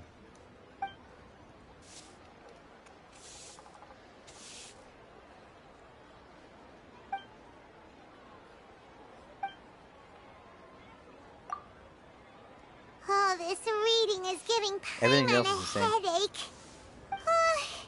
Let's take a break.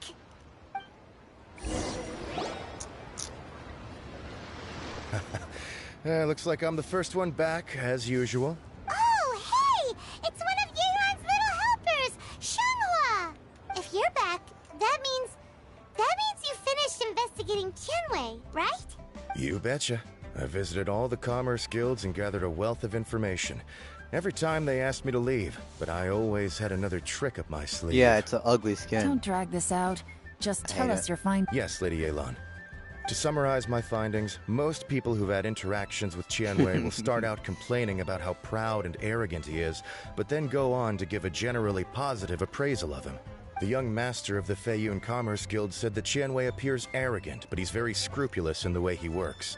Once he signs a contract with somebody, he treats them fairly regardless of their background. Who'd have thought? Is it possible that his reputation is fake? Is there any way you can check the accounts of the businesses under his name? In theory, that should be very difficult, but here's the thing. I asked around and found out that almost all of Tianwei's accounts are open to the public. Where he buys from and sells to should be confidential business information, but he doesn't seem interested in protecting it at all. Tianwei often sees business opportunities that others don't, but once he's made enough mora off of it, it's like he gets sick of it and releases all of his trade secrets. It's like he wants people to know that they still can't beat him, even if he shares all of his secrets. The fact that someone like that can still make mora is pretty infuriating when you think about it. What a strange guy. It's like he's not doing business to make mora, but instead... to validate his theories. No wonder his manifesto contains so many insights. It's all the result of his first-hand experimentation. I'm back! Huh? How come you're here? Why do you think? Obviously, because I possess superior skills, and am always one step ahead of the competition.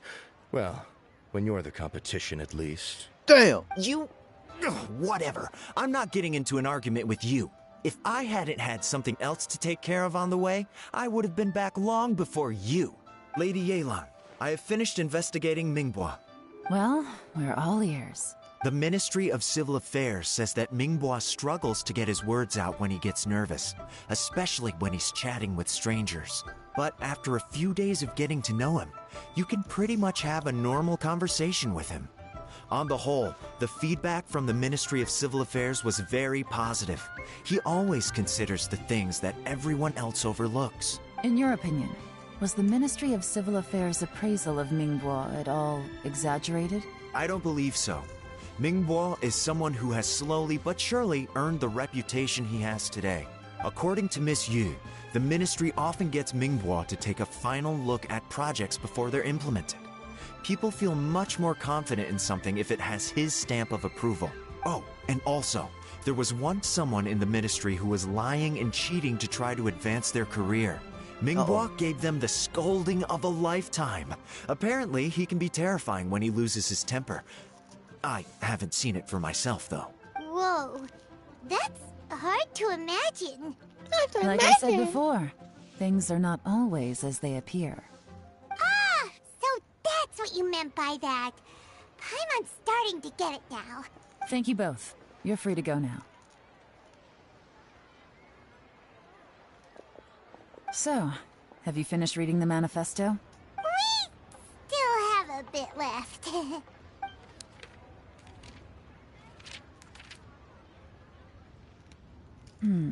I can't see any immediate problems looking at the individual entries. The only one that strikes me as a little unusual is the Cheongshu Pool redevelopment plan. Cheongshu Pool has always been home to many secrets. Plus, Ajdaha once wrought havoc there, so there are even more secrets buried deep underground.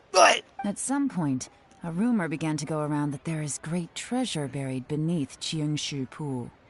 A long time ago, with the approval of the Qixing, a mining team conducted an exploratory excavation there. So, did they find any treasure? None. The ruin was completely impenetrable. The only way they could have gotten through the solid rock would have been by blowing it open with a special kind of explosive. The technology wasn't mature enough at that time, So the excavation project was shut down and the treasure became a mere legend. Jur-E's manifesto focuses on solving problems, and this treasure hunt seems extremely risky. It seems out of step with the rest of his plans. Still, this one fact alone doesn't tell us much. Everyone wants to get their hands on this treasure. The treasure hoarders, the Fatui, even local Liyue factions. Did you find anything? Ow! Excavation? Project? Treasure? Did we read anything similar in our half of the manifesto? Oh yeah! Juri said the Blackcliff Forge workers should get right of first refusal if any suitable projects come up. Did he now? Well, that makes everything much clearer. So Jur-E wants the Blackcliff Forge to excavate the treasure of Qiungshu Pool. Does that mean the Blackcliff Forge is Juri's secret supporter? No, not likely. I've looked into the Blackcliff Forge before. They aren't involved with any powerful factions at present. They do possess some specialized explosives, but it would seem more trouble than it's worth to put so many resources into a risky project like this. Still, since the clues are pointing toward the Blackcliff Forge, we should see where they lead. We may well find something new. What is that face? Both turned out to be completely different than what we thought. What about Juri? Is there another side to him too? What?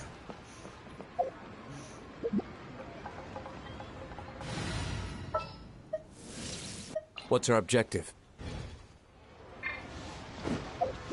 Go to the Blackcliff Forge. I have a Blackcliff weapon, the Blackcliff Slasher.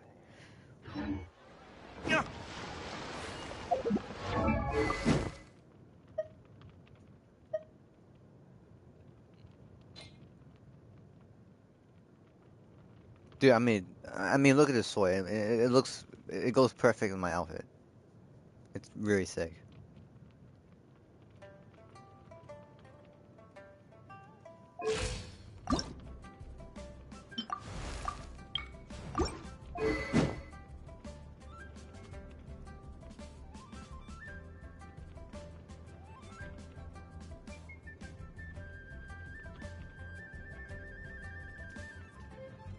Dab? Are you dabbing again?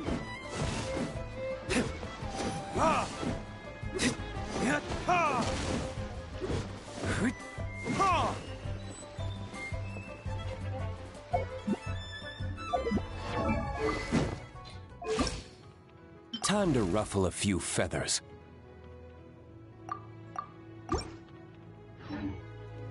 Oh, Snowy, I spent like $30 on this outfit. This, skin. Not skin. Outfit, yeah. For this character. I spent $30 on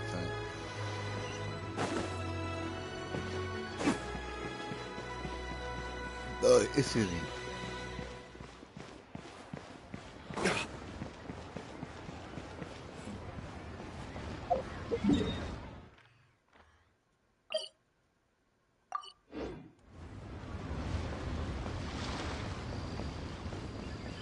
Hell yeah, I want to get in real life. Hell yeah.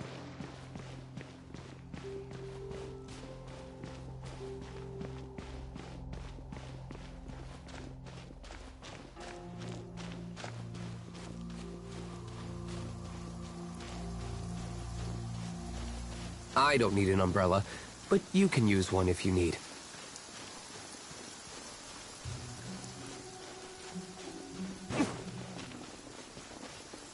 Oh, have you seen a map?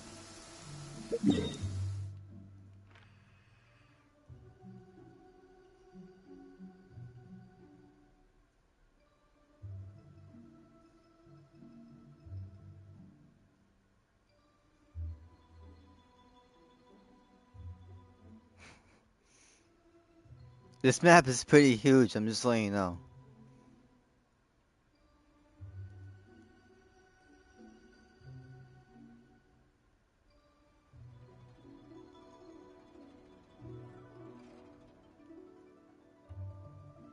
You got a whole ass desert.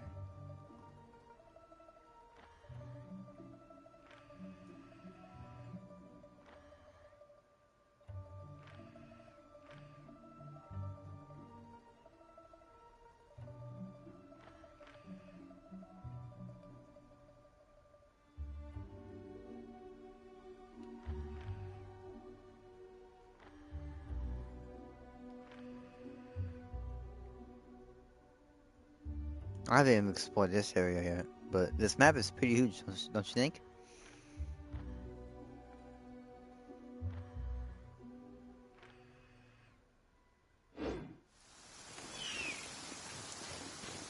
It's like 10 times the size of Fortnite map, the Fortnite map.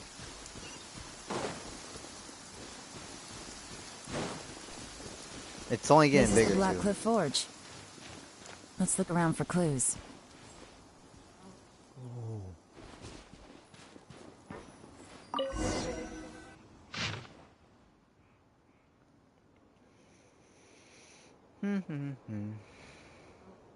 Nothing I know happened today. Not payday. Okay.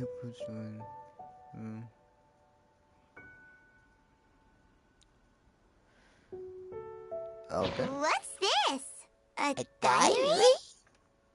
From the back, it looks like a ledger, but it seems they also use it as a site log. We don't know who wrote it, but it's interesting, don't you think? These newcomers, who could have sent them? You think they're suspicious? Suspicious. Yes. Look, it says right there, one of them's already been promoted to team leader. At this rate, by the time the Qingshu Pool redevelopment plan is ready to roll, they'll be the technical backbone of the team. That'll give them the chance to take a lot of liberties. They can copy any secret texts or steal any treasure they find underground. Imagine if we didn't suspect anything. By the time Jur-E recommends the Blackcliff Forge for the excavation project, at most we would maybe do a fresh background check on the place. No red flags if all they did was change some key staff. And even if we decided to vet the staff individually, they'd have had more than enough time by then to come up with fake identities. That's the advantage of planning this far in advance. It was a clever move. When you put it like that, it all makes sense. If we hadn't found this out, someone else would have stolen the treasure. So, Treasure? Who's really behind all this? That's a question for the newcomers. But let's start with that worker over there for now.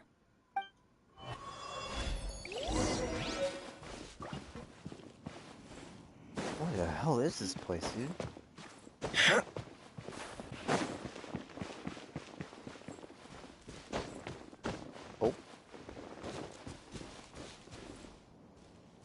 Oh. Well, that's awkward. Nothing. This looks unfinished. Fuck.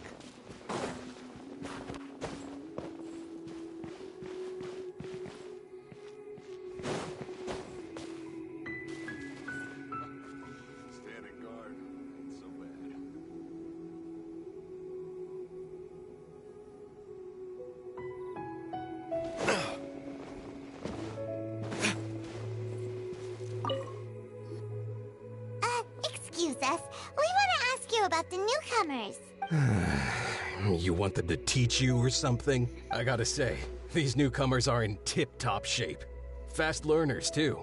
They're picking up all the skills unbelievably fast. My only complaint is that they're always going out drinking at night. But they never let us join them. Oh. I guess they just need some time to adjust. I'm sure we'll get to know each other over time. They go out drinking. This area isn't exactly renowned for the nightlife. I'm guessing it's a long trip to the nearest tavern. You got that right. They tell me they go all the way back to Liyue Harbor to drink at Wanmin Restaurant. It rained after work today, so they actually stuck around at the site for a while. But as soon as the rain stopped, they went out drinking again right away. Hey, you're only young once, right? I say, if they can hack it, let them at it. Interesting.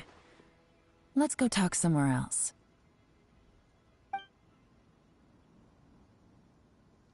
Looks like our hunch was on the Mora.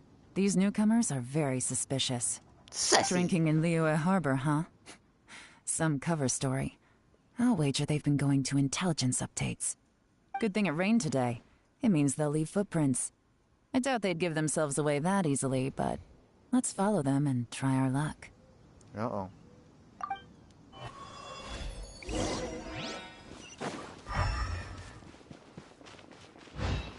They went that way. Hurry, we gotta catch up.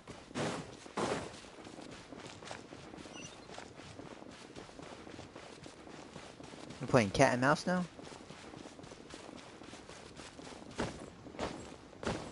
Huh. These footprints are heading towards Liyue Harbor. Maybe we were wrong about them.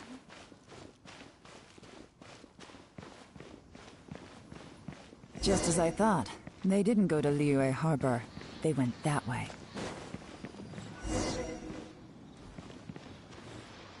So confused. Oh.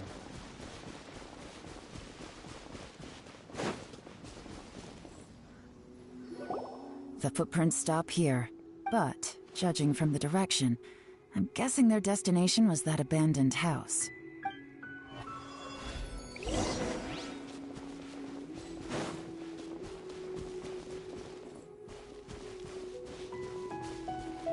Shit. Oh.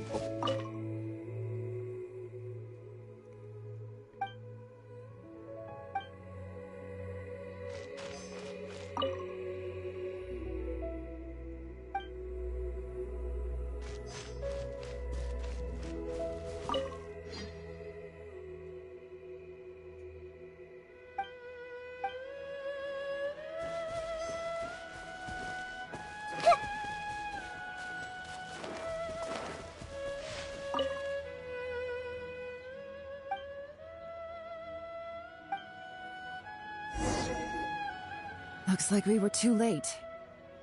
This has gotta We be can where the sleep yet, newcomers Snipe? rendezvous with whoever they're working for. This should be almost done. But all the evidence has been destroyed.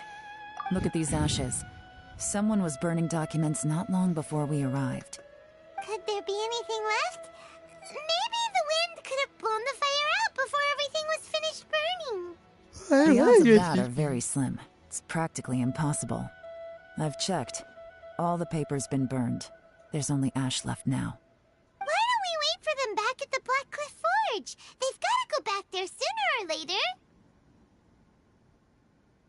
We can't count on that. Clearly they were based here at one point, but it's mysteriously abandoned now. To me, that says that Who? whoever's behind this has moved them somewhere else to throw our investigation off course. Tall lady or floating emergency? Make no food? mistake. The purpose of our trip wasn't to find any solid evidence. We just need to figure out who's behind Jur-E. I smelled something peculiar the moment I Paimon? came in. Those newcomers probably thought they'd be safe as long as they burned the letters. But what they failed to consider Floating is that little paper and girl. ink from different regions produce different odors when they're burned. That's fucking Really? funny. Paimon can't smell anything. Do you smell anything? There is I can a switch certain the game place to with a freezing Japanese cold climate where there's or nothing Chinese. but ice as far as the eye can see. It's a different voice actor Some there. wealthy people there put floral fragrance in their ink as a way of injecting a little romance into their writing. When that fragrant ink is burned, this is the exact odor that it leaves behind. Oh. Exactly. The evidence will soon be blown away by the wind, so it's nothing we can arrest anyone with. But it's all I need. Now I know who we're dealing with. I can plan our next move. Lady Yelan! Oh, thank goodness I finally found you. I thought I'd never see you again. Who are you? Don't be alarmed. This is Upei. He's Wenyuan and Shanghua's colleague. I sent him to look into Jur-E's regular contacts. Since Jur-E likes fishing, Upei thought he might know some of the fishermen and sailors, so he took a boat out to sea to ask around. I left him a note at Yanshang Tea House telling him to look for me at Black Cliff Forge when he got back. If there'd been an ambush waiting for us there, it means we'd have had some backup. Excuse me. What did you find out at sea? Forgive my incompetence. I'm afraid I've come up empty-handed. I asked all the fishermen multiple times, but none of them had any interactions with Jur-E before. Then the waves got so choppy I ended up falling overboard. Fortunately, someone managed to drag me out. When I got back, I heard that you'd gone to Black Cliff Forge and might need backup, so I went straight there as fast as I could. Didn't even stop to change my clothes. Well, Uncle Tien said that Jur-E once bought a recipe from one of the fishermen. Did you hear anything about that at all? What? That's news to me. No, that's not possible. It's absolutely not possible. Lady Yelan, I'm telling you, I spoke to every single fisherman out there, and none of them mentioned anything about a recipe. Interesting. Then I wonder how that even more wonderful fish soup came about. No, I'm not getting sleepy. Fish soup? What fish soup? Nothing. Our priority right now is to find a way to get our hands on some solid evidence. Well, any suggestions? Not a bad idea. Upe, what do you think?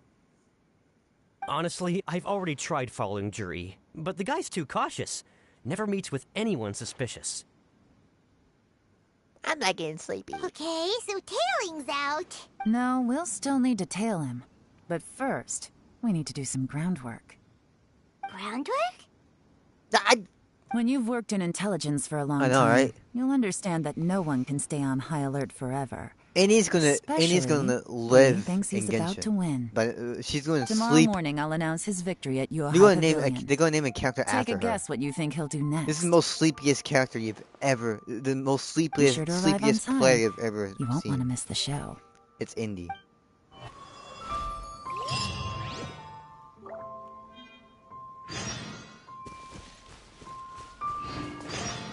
It's gonna be crazy. If Indy's gonna be the sleepiest Genshin player in history.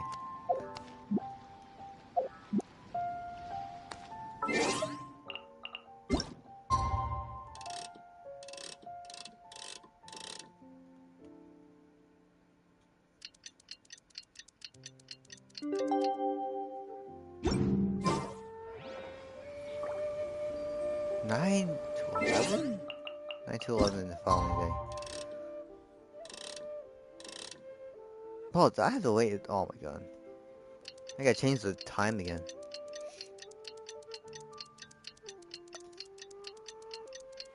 Oh my god. I'm not getting sleepy though. I'm awake.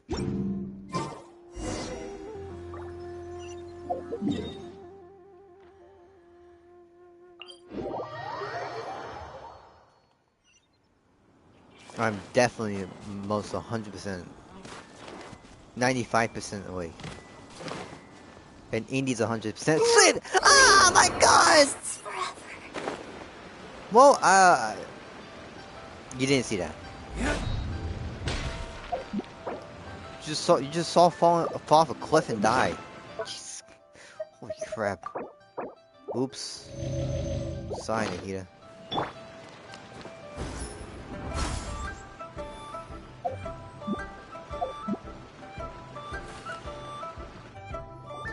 It looks like we're all here.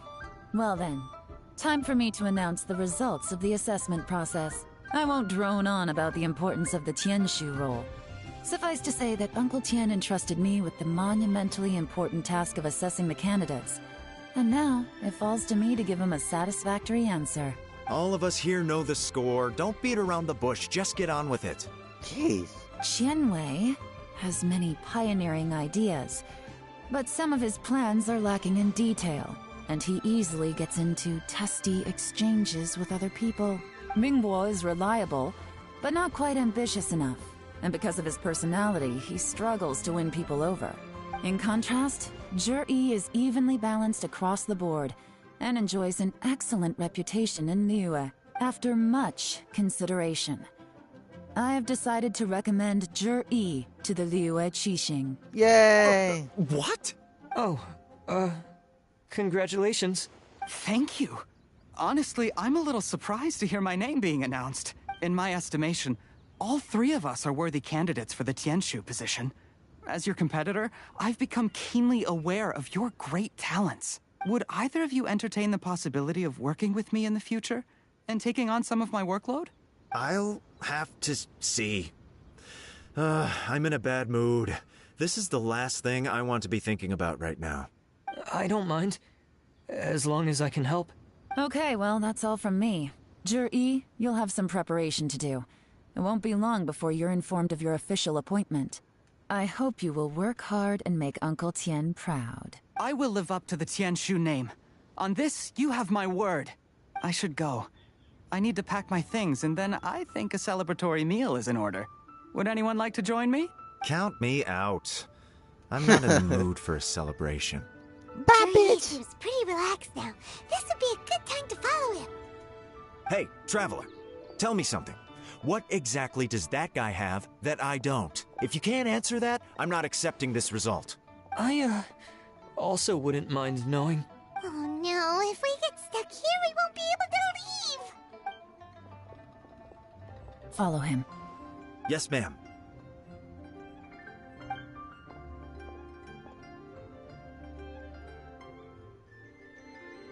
We finally got rid of them! Lady Yelan, Jury has gone towards Feiyun Slope. Follow him, quickly. So Jury really sided with the Fatui? But Uncle Tian thinks so highly of him. Why would he do this?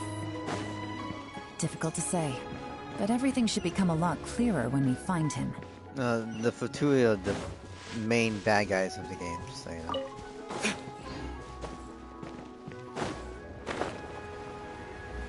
The Fatui.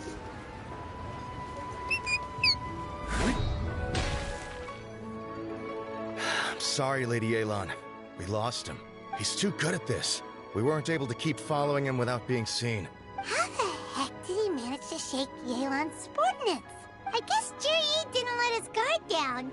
Still as vigilant as ever. No, Upe says he's much more relaxed than usual. Maybe it's just how he's wired. Perceptive enough to sense when he's being watched. But how? Don't blame yourselves. Let's not forget he was trained by Uncle Tian himself. Evading detection is not an unusual skill for him to have.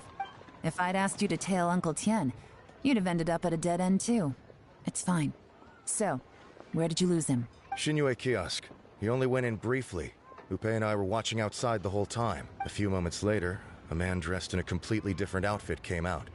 Upe had a feeling that it was him, but we couldn't get close enough to check without blowing our cover. I figured that if we spooked him, it would undo what we've accomplished today so far. Another option would have been to arrest him there and then, but without any evidence, that would have been meaningless. So I stopped Upe, and I stayed here to wait for you while that meathead went to ask around in Shinyue Kiosk. Good work. The fish didn't take the bait, but that's okay. As long as he's still swimming around, we'll find a way to catch him eventually. The key is figuring out what he's trying to achieve. Let's go to Shinyue Kiosk. Yelan's a bad bitch?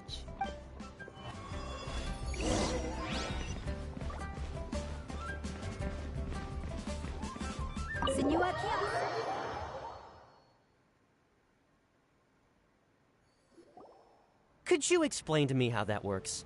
A guy like him comes in, changes his whole outfit right under your nose, and you don't even ask him about it? Our customers are free to dress however they please. What grounds would I have to question him? Okay, fair enough, but didn't you think it was just a little bit strange? Well, maybe I did, but it still doesn't give me the right to stop him. Enough. Let's tone this down a little. I'll make this quick. Just one question. What did he buy while he was here? Oh, he didn't buy anything. He just picked up a bottle of liquor that he ordered ages ago. A bottle of liquor? Yes, a very strong kind. Fiery, with a rich flavor. Not something the average customer would order. This gentleman ordered it in person from us a long time ago. He was only here today to pick it up. Liquor and wineware. I see. Let's go. Where to? Shigu Antiques. Oh, okay.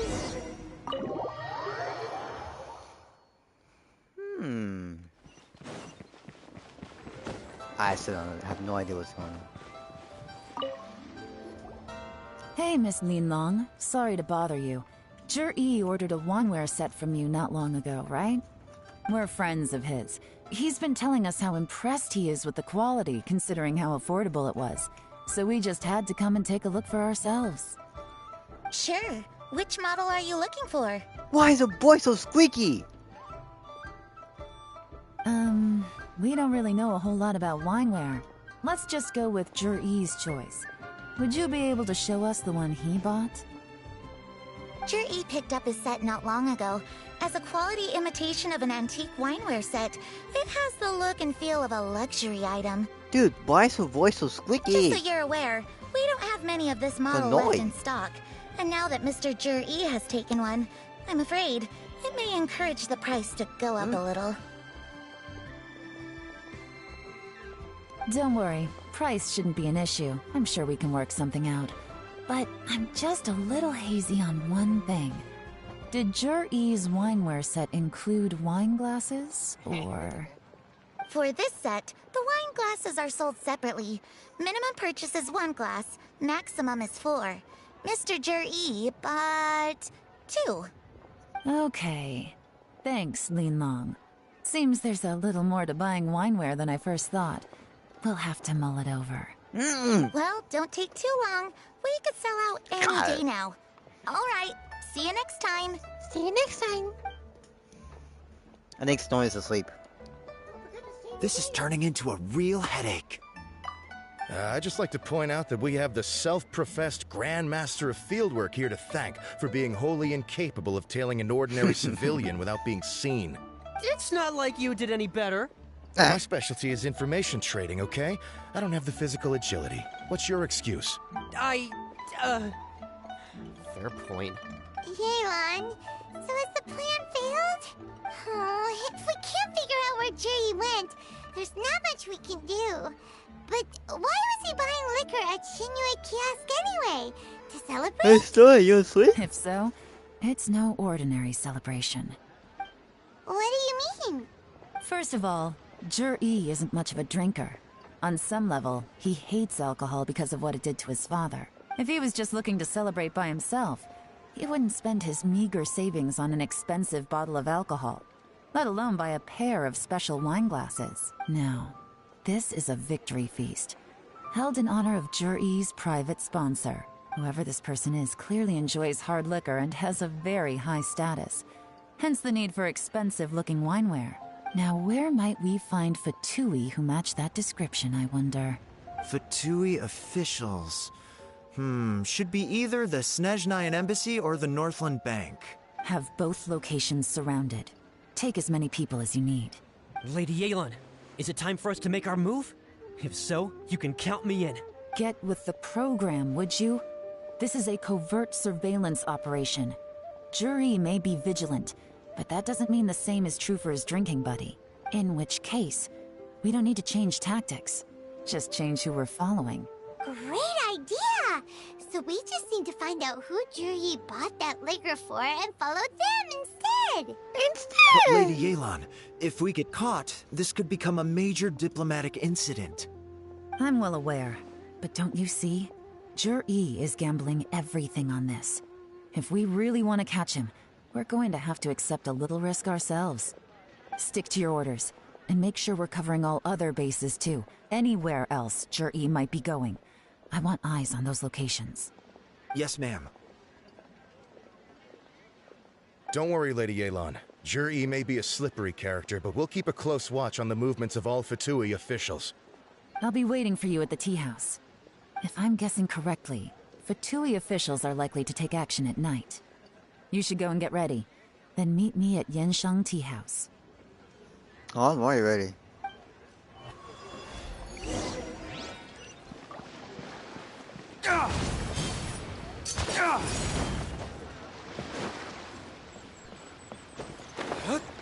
Oh, I fucking hate this tea house. Ugh. Perfect timing. Wenyuan just sent word that the Fatui ambassador, Yusupov, just left the embassy alone. He's heading in the direction of Qingshu Pool. Qingshu Pool? That's the place Jerry mentioned in his manifesto. Sorry. It looks like that's where they've arranged to meet. Sensible choice, I'll give them that. Qingshu Pool is always crawling with monsters. Most people wouldn't dream of going there. It's one place they won't need to worry about being seen. Oh no, we gotta go get them! Let's go. If my hunch is correct, we just might hit the jackpot this time. Okay. Let's go. Finally, we're at the end of the quest now.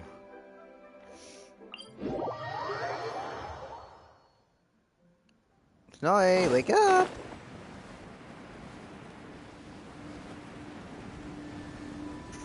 This is Qingshu Pool, full of ruins, crawling with monsters.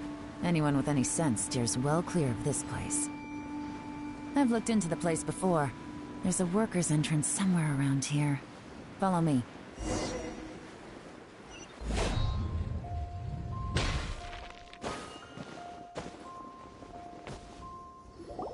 There's been some Wait. work done on this place in the past, but it's a bit of a labyrinth inside. I can't guarantee we'll be safe once we're underground. The workers left an emergency access route. If we can find it, this will be a much easier journey. Still, be ready to fight at any moment.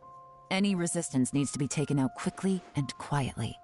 We don't want to attract too much attention. Don't worry, we're all professionals here. By the way, Yeon, where are your 3 little helpers at? They have other things to take care of first. We couldn't afford to wait for them, but they'll join us later. I know who to play as. It's time to pull the trigger.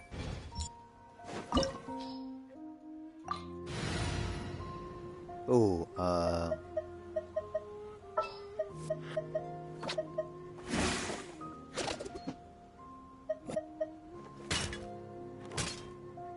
should I play as?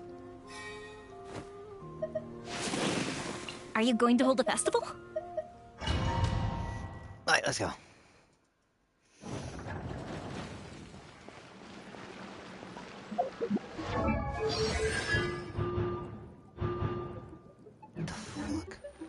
There is no escape!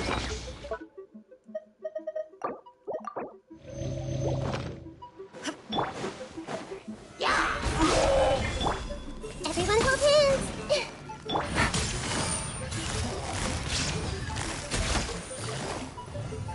Gotcha!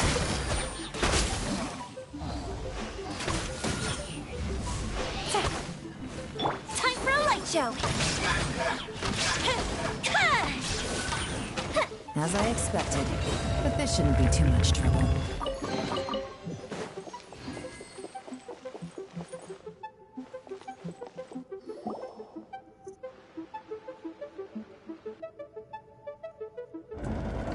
Guys, see that? That's gotta be the Fatui ambassador here to meet Ji. Looks like he went through that door. No, this is That must be the probably emergency the. access route, right? This is we're near the end of the character quest. You always get like a showcase of like the character we're doing. So we're doing like Yeon, so we get to play as her. Real quick. What the fuck do we have here? Wait, I have no objective. What the hell?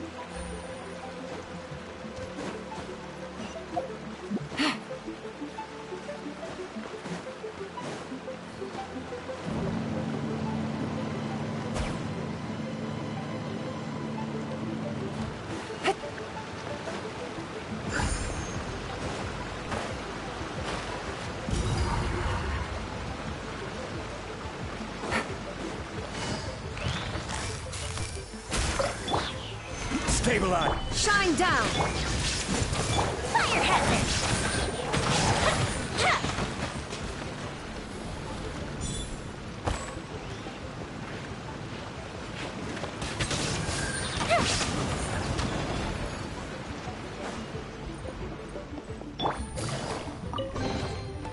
Oh my!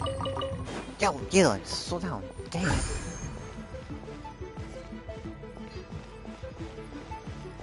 Where'd they go? There we go.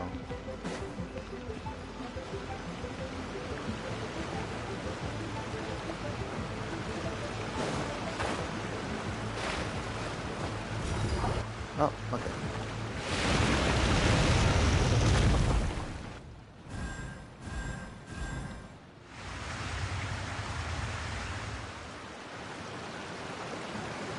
The water's gone down. Hey, look! Is that another way through?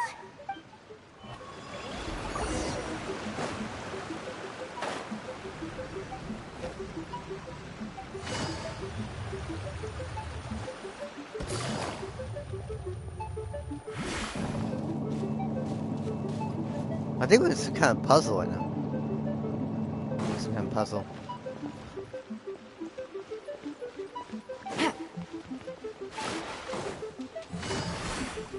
Illusion shattered!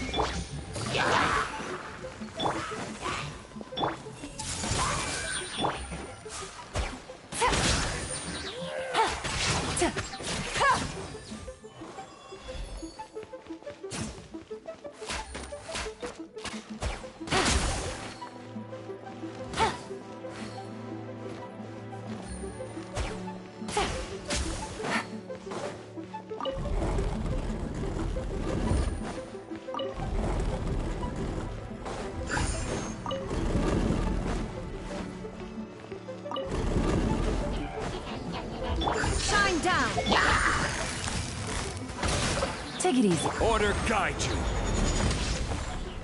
Solidify. Busted. Gotcha.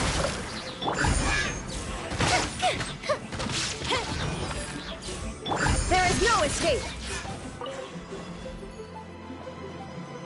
Torn to oblivion. Oh, oops. Oh, fuck. I didn't mean to do that. Whoopsie.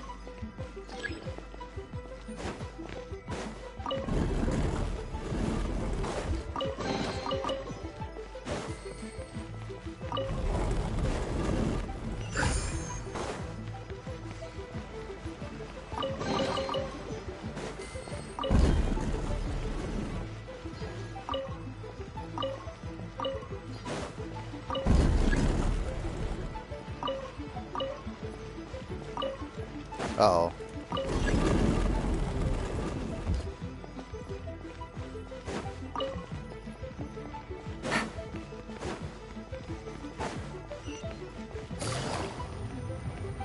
It's kind of tricky, man. Tricky puzzle.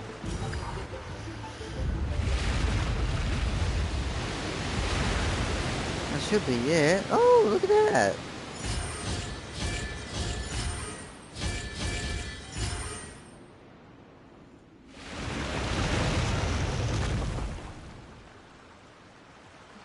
The water's flowed into the groove, and now the statues have lit up. Okay, now we should be able to move the statues. Where?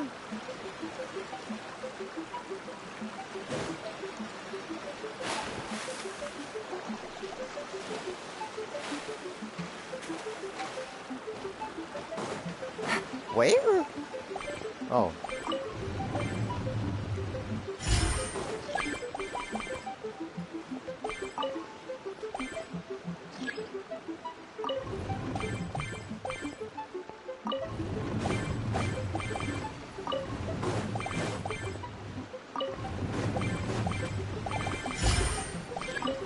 This is a puzzle, so I gotta solve it.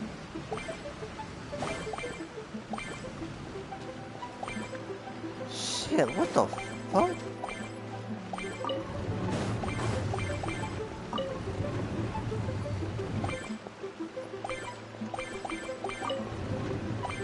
Take it easy.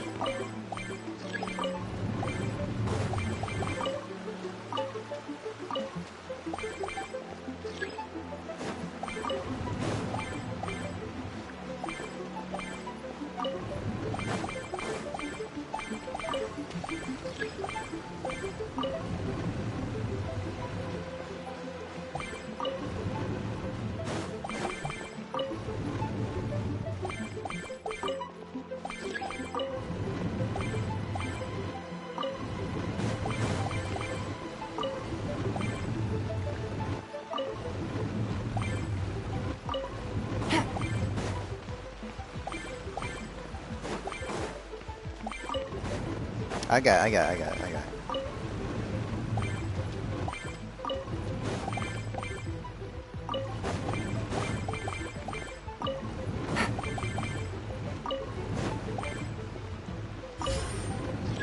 Told you. The door is open. Let's go. That was easy. We should be nearly at the bottom now. Let's wrap this up.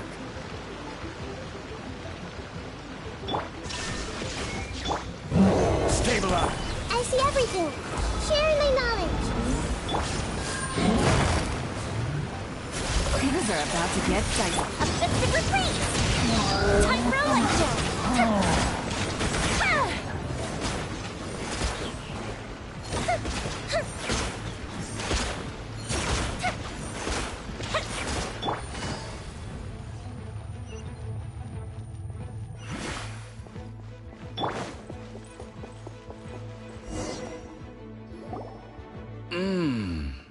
I can tell from the aroma that this is very fine liquor indeed. I'm impressed. Come on, bottoms up. After you, of course.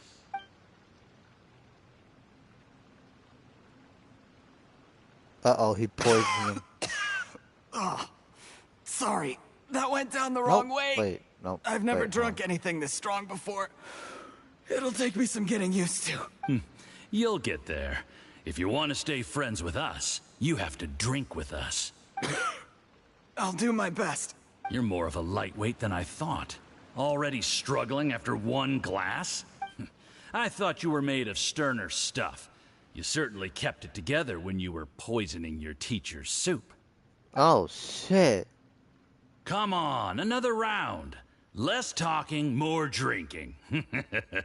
Sure. You didn't leave me much of a choice, though, did you? Just the mention of poisoning sends shivers down my spine. I'm more timid than you realize. Every time I poisoned him, I had to hide away at home for a few days because I was so scared of getting caught. Look, I know it has not been easy for you, my friend. We appreciate all your hard work. But, I have to say, you really are quite a genius at poisoning people. I mean, the poison we brought from Snezhnaya is as strong as this wine, but you found a way to turn it into an imperceptible, slow-acting poison and came up with the idea of delivering it through fish soup. What was it you said? Oh, yeah. You said the soup's fishy flavor neutralizes the pungency of the poison, and this process even makes the soup tastier as a result. Oh my god. How did you think Hold of on, that? Tony, it's almost done. It struck me one day when I was fishing. I'm lucky it did. Otherwise, I'm not sure I would have been able to fool Uncle Tien. You have performed excellently. The Fatui will continue to provide the support you need to consolidate your position as Tien Shu. Of course, this is Tony, as long as you continue to do as we instruct. Aside from Qing Shu Pool, we also have some other requests for you, which we will inform you of in due course. Don't worry. Whatever tasks you have for me, I will perform them diligently. Did you hear that? It was poison. That's why Uncle Tien hasn't been feeling well recently. It's all Jurye's doing. Jurye's doing? What a nasty guy. Seize him. Hold on. Did you bring the camera? What a nasty guy. Seize him. Yeah, the airline. Seize Tony. He's down bad. Seize Tony now. What a nasty guy. Seize him. What a nasty guy. Seize him. If not, you can use mine. This is quite a scene. We have to capture it for posterity.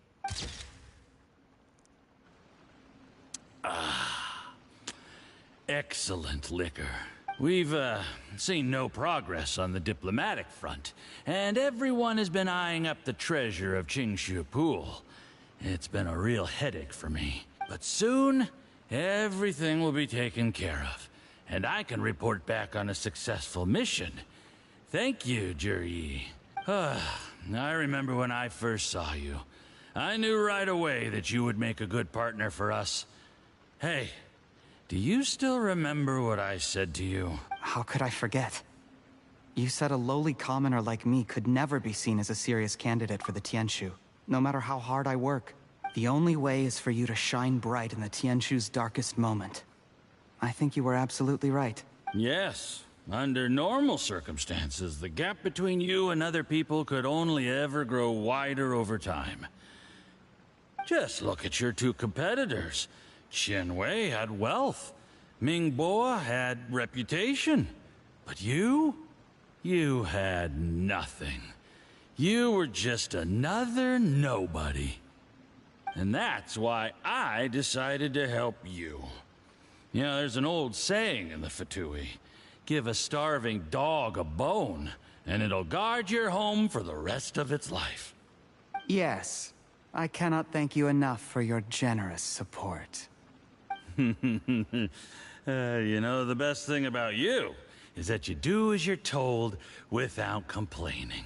Hey, keep up the good work, and I can assure you, you'll never have to worry about Mora again. Put me in band? Heck, Put me when in you're band? not in the company of the Fatui, you'll be able to throw your weight around as much as you want.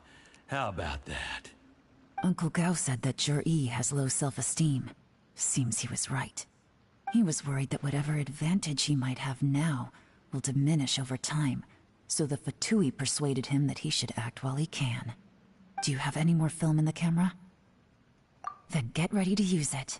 Tonight's grand finale should be coming up any minute now. How well this goes for us depends on how Jur-E plays his hand. Ooh, is there any more alcohol? Go on. Fill me up.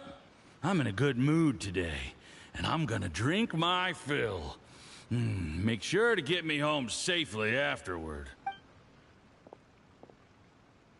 There's only a little left. Here, I'll fill your glass. If you like it, I can bring you some more next time. Whoa,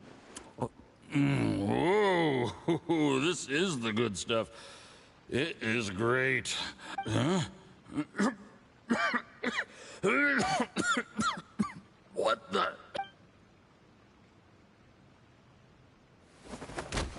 What the fuck? Jur-E, you poisoned my wine? But when? You seem surprised, Mr. Yusupov. How could you? How could I not? I've sacrificed years of my life studying and reflecting to prepare myself for this position. And in the end, I even had to poison my own teacher. You really think I'd put myself through all that just to become your little puppet? I don't want to bow down to anyone ever again. And that includes you. Damn. You imbecile. It's the Fatui who got you to where you are. Do you understand? If I disappear with no explanation, the embassy will come after you. They'll get to the bottom of this. Mark my words. Do you see the haystack in the corner? Underneath it is a pile of explosives. And next door in the dark room are the 3 undercover agents you sent to infiltrate the Black Cliff Forge. I'm gonna stay here till I see you slip into unconsciousness. Then I'm gonna set this on fire. Once the flames burn through the hay, they'll ignite the explosives, the ruins will collapse, and everything will be buried. What do you hope to? I took the liberty of leaving some evidence of your contact with the undercover agents at the Black Cliff Forge. It won't take long for people to join the dots. 2 missing person cases will become one as the truth gradually reveals itself. The Fatui planted undercover agents in the Black Cliff Forge to steal their signature ruin-grade explosives. Their plan was to blow through the solid floor tiles in the dead of night and seize the treasure of Qingshu Pool. But things didn't quite go to plan. Mistakes were made that led to the accidental deaths of the entire crew. Faced with the overwhelming evidence, the embassy won't investigate this any further. In fact, they'll be only too happy to blame it all on a rogue operation by you. It explains why you acted alone, while exonerating the rest of the embassy of any liability. Of course, none of that will have anything to do with me. When all of this comes to my attention, I'm afraid I'll have no choice but to cancel the Qingshu Pool redevelopment plan immediately. I guess then, I'll be Tianshu in my own right, with a clean record and well out of the Fatui's reach. Jur-E, do you really think you're gonna get away with this? The Fatui has a record of everything. That includes the poison, all interactions between us, even my trip here tonight. After I die, they'll come looking, and they'll get to the bottom of this. A record? Oh, you must mean the one in the hands of your second-in-command, Theophan? How do you know about that? Because when you contacted me, I also made contact with your associates. I have Theophan to thank for providing me with the poison I used on you today. He'll help me tie up all the loose ends. After all, your untimely demise comes with a few perks for him. He has been eyeing your position for a long time now. That traitor! Jur-E, you... Shh. Relax. It's over. After tonight, everyone gets what they want. And anyone else in the know is either my accomplice or about to be taken out of the picture. Sweet dreams, Mr. Yusupov.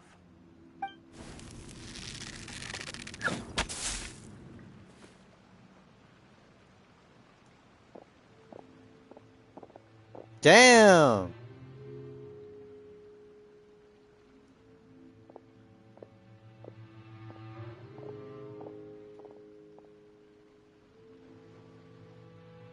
Uh-oh.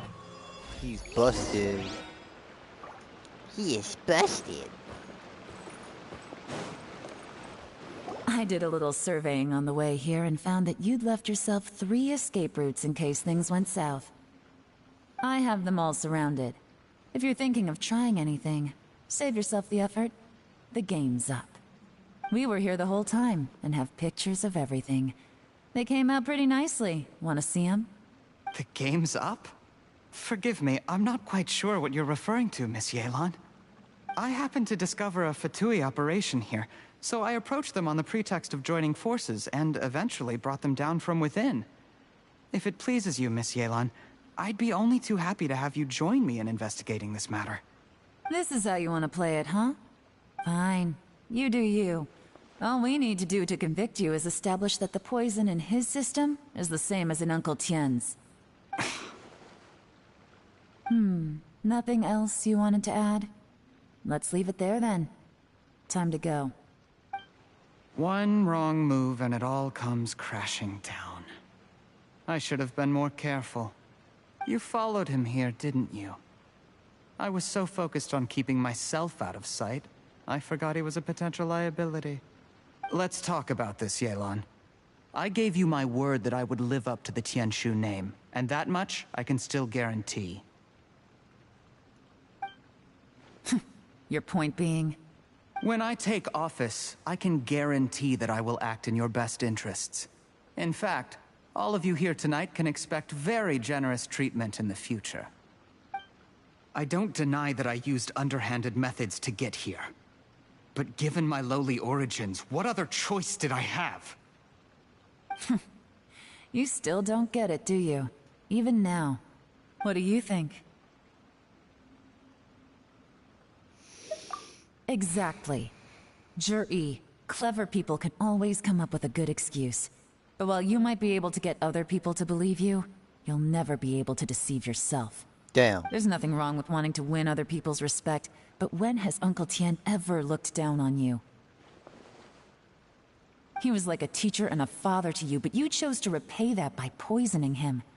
Whatever positive goal you may have started out with, you threw it away in that moment. That's enough. Of course. What makes this even crueler is that you managed to convince yourself there was no other way. Uncle Tien was always going to give you this opportunity, even if you'd done nothing at all. Out of everyone in the world, he is the one who trusts you the most. So much that he drank your fish soup without doubting you, not for 1 second. Damn. That's enough. That's enough. Life is like fishing. It cannot be rushed. Whatever you do, impatience will accomplish nothing. I was just like you once, desperate to prove myself. Only later did I realize things do not always turn out the way you plan. But you have to keep calm to carry on. You're still young. Be patient, believe in yourself, and don't look outside yourself to prove your value.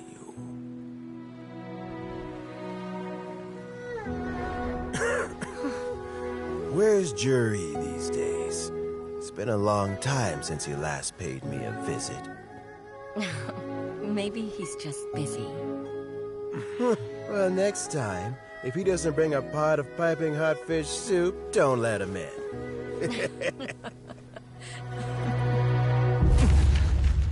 Whatever you were thinking about, you'll have plenty of time to mull it over in prison. Oh, I almost forgot. Oh, shit. If the Fatui find out what happened today, prison might not turn out to be the safest place for you. Trying to have friends on both sides, it has a way of turning everyone against you. But right now, I have an opportunity for you.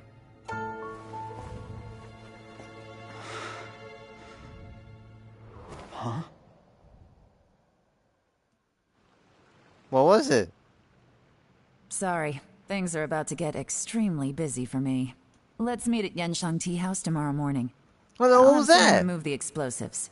Then, there's someone I have to go and see. Need our help with that? No, it could be dangerous. You should leave this one to the professionals. Don't worry. As long as they're willing to cooperate, this'll be a straightforward deal. Get some rest. See you tomorrow. We done now? We done with it.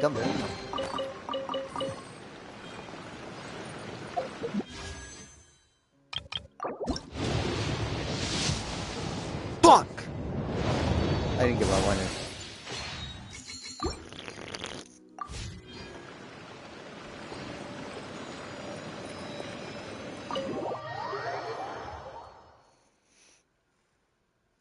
Ugh.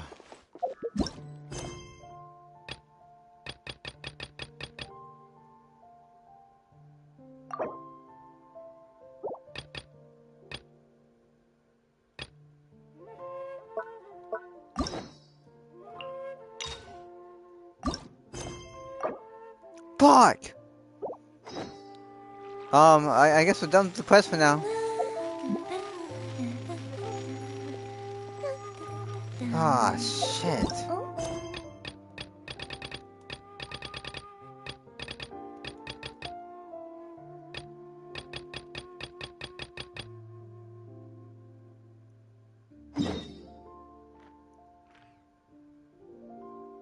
Anyone still awake?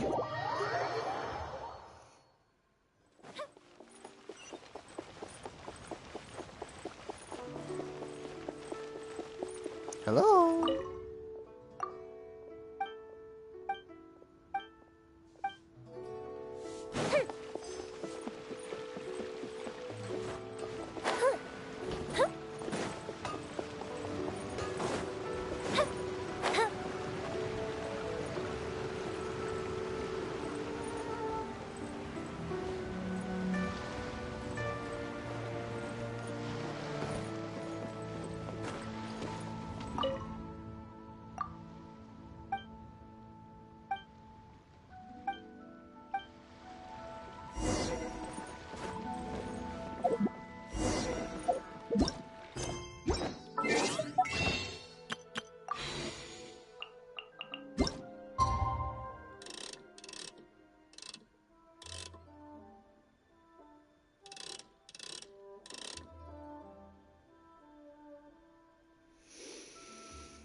Is anyone here still awake? Hello?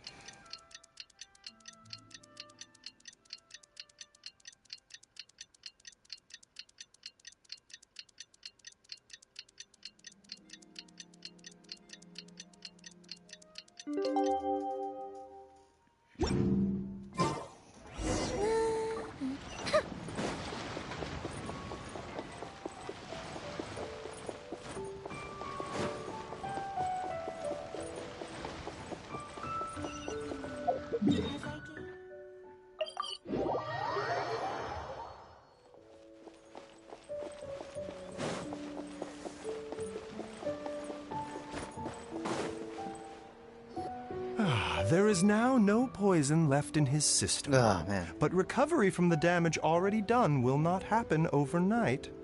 Dr. Baiju, is my father going to be... You needn't worry too much. Keep taking the prescribed medicine every day, and a full recovery will take at most 2 to 3 years. Jesus Christ. It's good we caught it in time. A few days later, and the toxin would have built up in the internal organs.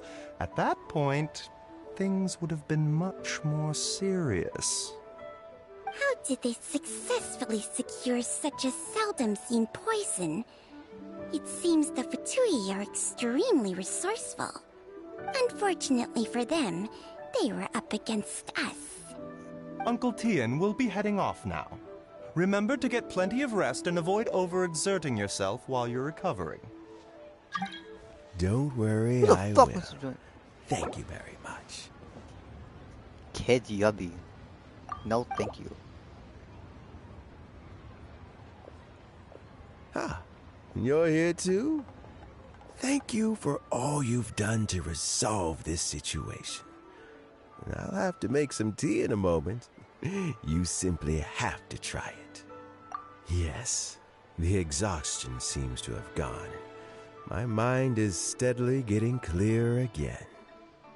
Luckily, it looks like choosing the Tianshu's successor is suddenly not such a pressing issue after all.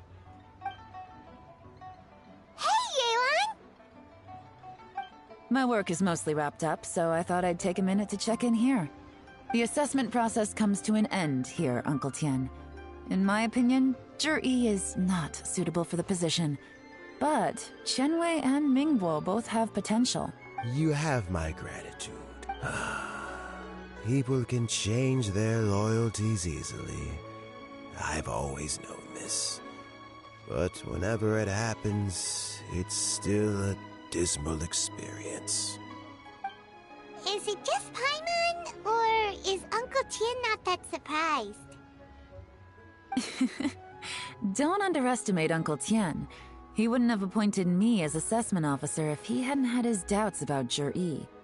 Normally, the Yue High Pavilion would be responsible for assessing the candidates. You getting sleepy? Isn't that right, Uncle Tian? Yes, to be quite honest, I wanted to trust him unreservedly. But I have to be responsible with the position of Tianshu. When I first met Zhi, I wondered if he had approached me with a hidden agenda. I'm So sorry this secretly game makes you investigated sleepy. him. I concluded that he had no ulterior motives But this game's very whatsoever. relaxing, so. He just saw me as an ordinary fishing friend. In the end, even he changed. But when did it start? I never had any plans to recommend him directly, but I always intended to give him the chance to compete on a level playing field. Family background I'll and stream Fortnite fame tomorrow, mean okay? everything to many people, but I don't attach great importance to them. I had no reputation to speak of when I first became Tianshu. I relied on Ganyu's assistance for all manner of things. What I really admired about Zhi was his intelligence and resilience. I have to admit, he's a smart guy, and very cautious. The intel suggests that the Fatui saw him as very low risk, but Zhi was still extremely careful with the poisoning. He chose that specific liquor from Yeah, I know Shinrei that's Kiosk Noe because the becomes sleepy fiery in flavor would Genshin. mask the bitterness of the poison, and he chose to wait until the Fatui official was drunk and had his guard down before delivering it to him. He also installed a secret compartment in the wine pot he bought to hold the poison. As the amount of liquor went down, he'd shake the pot to release the poison from the compartment into the liquor. Afterwards, we also found he had an antidote on him. Had the Fatui official grown suspicious, Zhi would have drunk the poisoned wine himself, and then found an opportunity to take the antidote shortly afterwards. But that's still really dangerous. Yes, had he drunk the Oh my poisonous goodness, wine, hi, he still Indy. would have faced serious health consequences. Snowy got despite sleepy. taking the antidote. He didn't hesitate to put himself in harm's way to achieve his goal. How is Zhi now? Well, I mean, he's sitting in a jail cell. Like Yanfei says, everyone who breaks the law has to pay the Snowy price. got sleepy from Genshin. Still, he's cooperating. He didn't turn down my offer to strike a deal. I'll make sure there are plenty of guards around to keep him safe from anything the Fatui might be planning. A deal? Does this have to do with what you said to him when you arrested him? Yes, Zhi's not the one I'm interested in. If he was as far as this went, I'd have handed the case off to my subordinates as soon as I realized. But once the Fatui became involved, things got a whole lot more interesting. That's not good. I thought I might have the chance to catch a big fish. Well, did you? Almost. Unfortunately, it slipped off the hook at the last second. Uncle Tian, Yeon, what are you talking about? Paimon doesn't understand. Zhi colluded with the Fatui to try and secure the position of Tianshu. Or, to put it the other way around, the Fatui made an attempt to interfere in the Tianshu selection process. With Yusupov in our hands and a statement from Zhi, we could afford to continue with a diplomatic offensive.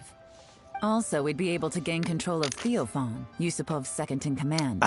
Then we'd have a pawn in the ranks of the Fatui. Pawns like this can be major assets. They open up all sorts of new options.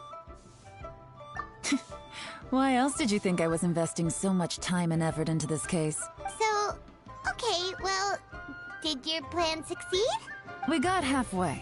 The first part went off without a hitch, and we passed all the information on to Lady Ningguang. But when we tried to make contact with Theophan, he was gone, along with all the evidence. The Fatui must be spying on us. Otherwise, they'd never been able to respond so quickly. I found out from other sources that the Harbinger Regrator got involved. The Fatui's main forces aren't concentrated here. Regrator was only treating this as a peripheral concern. It's a pity that Theophan got away, but knowing which Harbingers are still looking at Liyue is something. It gives me a starting point for my next mission. I have to ask, Yelan. Oh my! Do you have any desire to Nope, take over Tony's the back position saying of play Genshin Fortnite. yourself?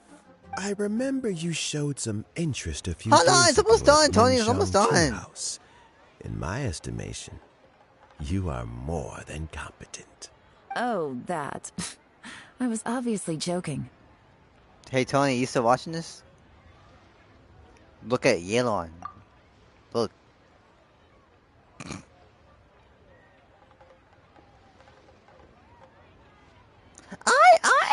Okay.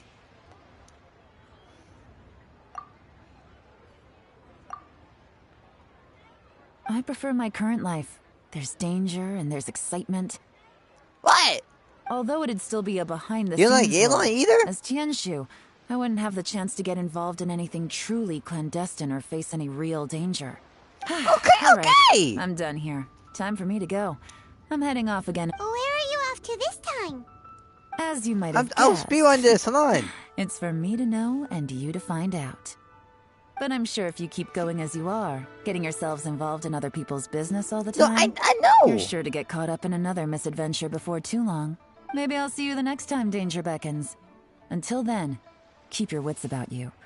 A lot of people are watching you for a lot of reasons. If you have any more questions, just ask Uncle Tian.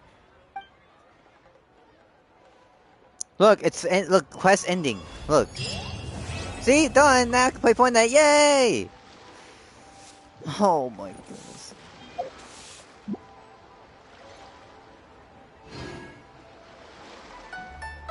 I don't know why I'm talking like that. Wait, we talked to this?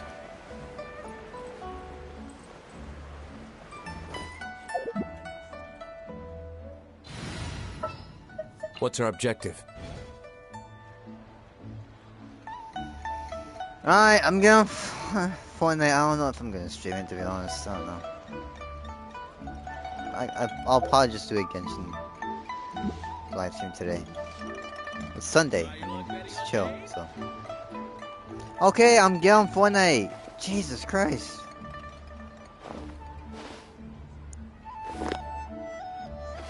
Tony, you fat ass.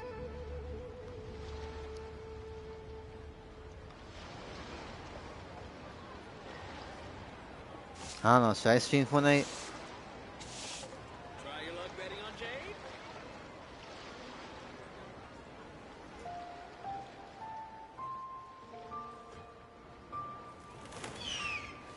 Jade? Indy, Tony, should I stream Fortnite?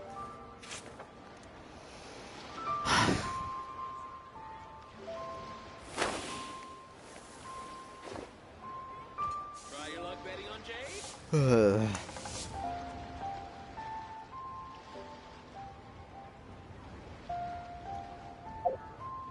Let's take a moment to rest and plan our next move.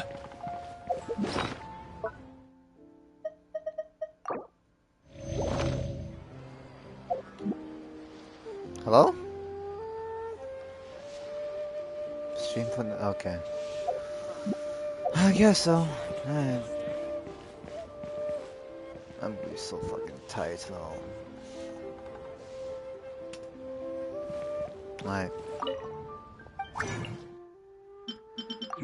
Okay, I'll go to Fortnite now. I'll be back.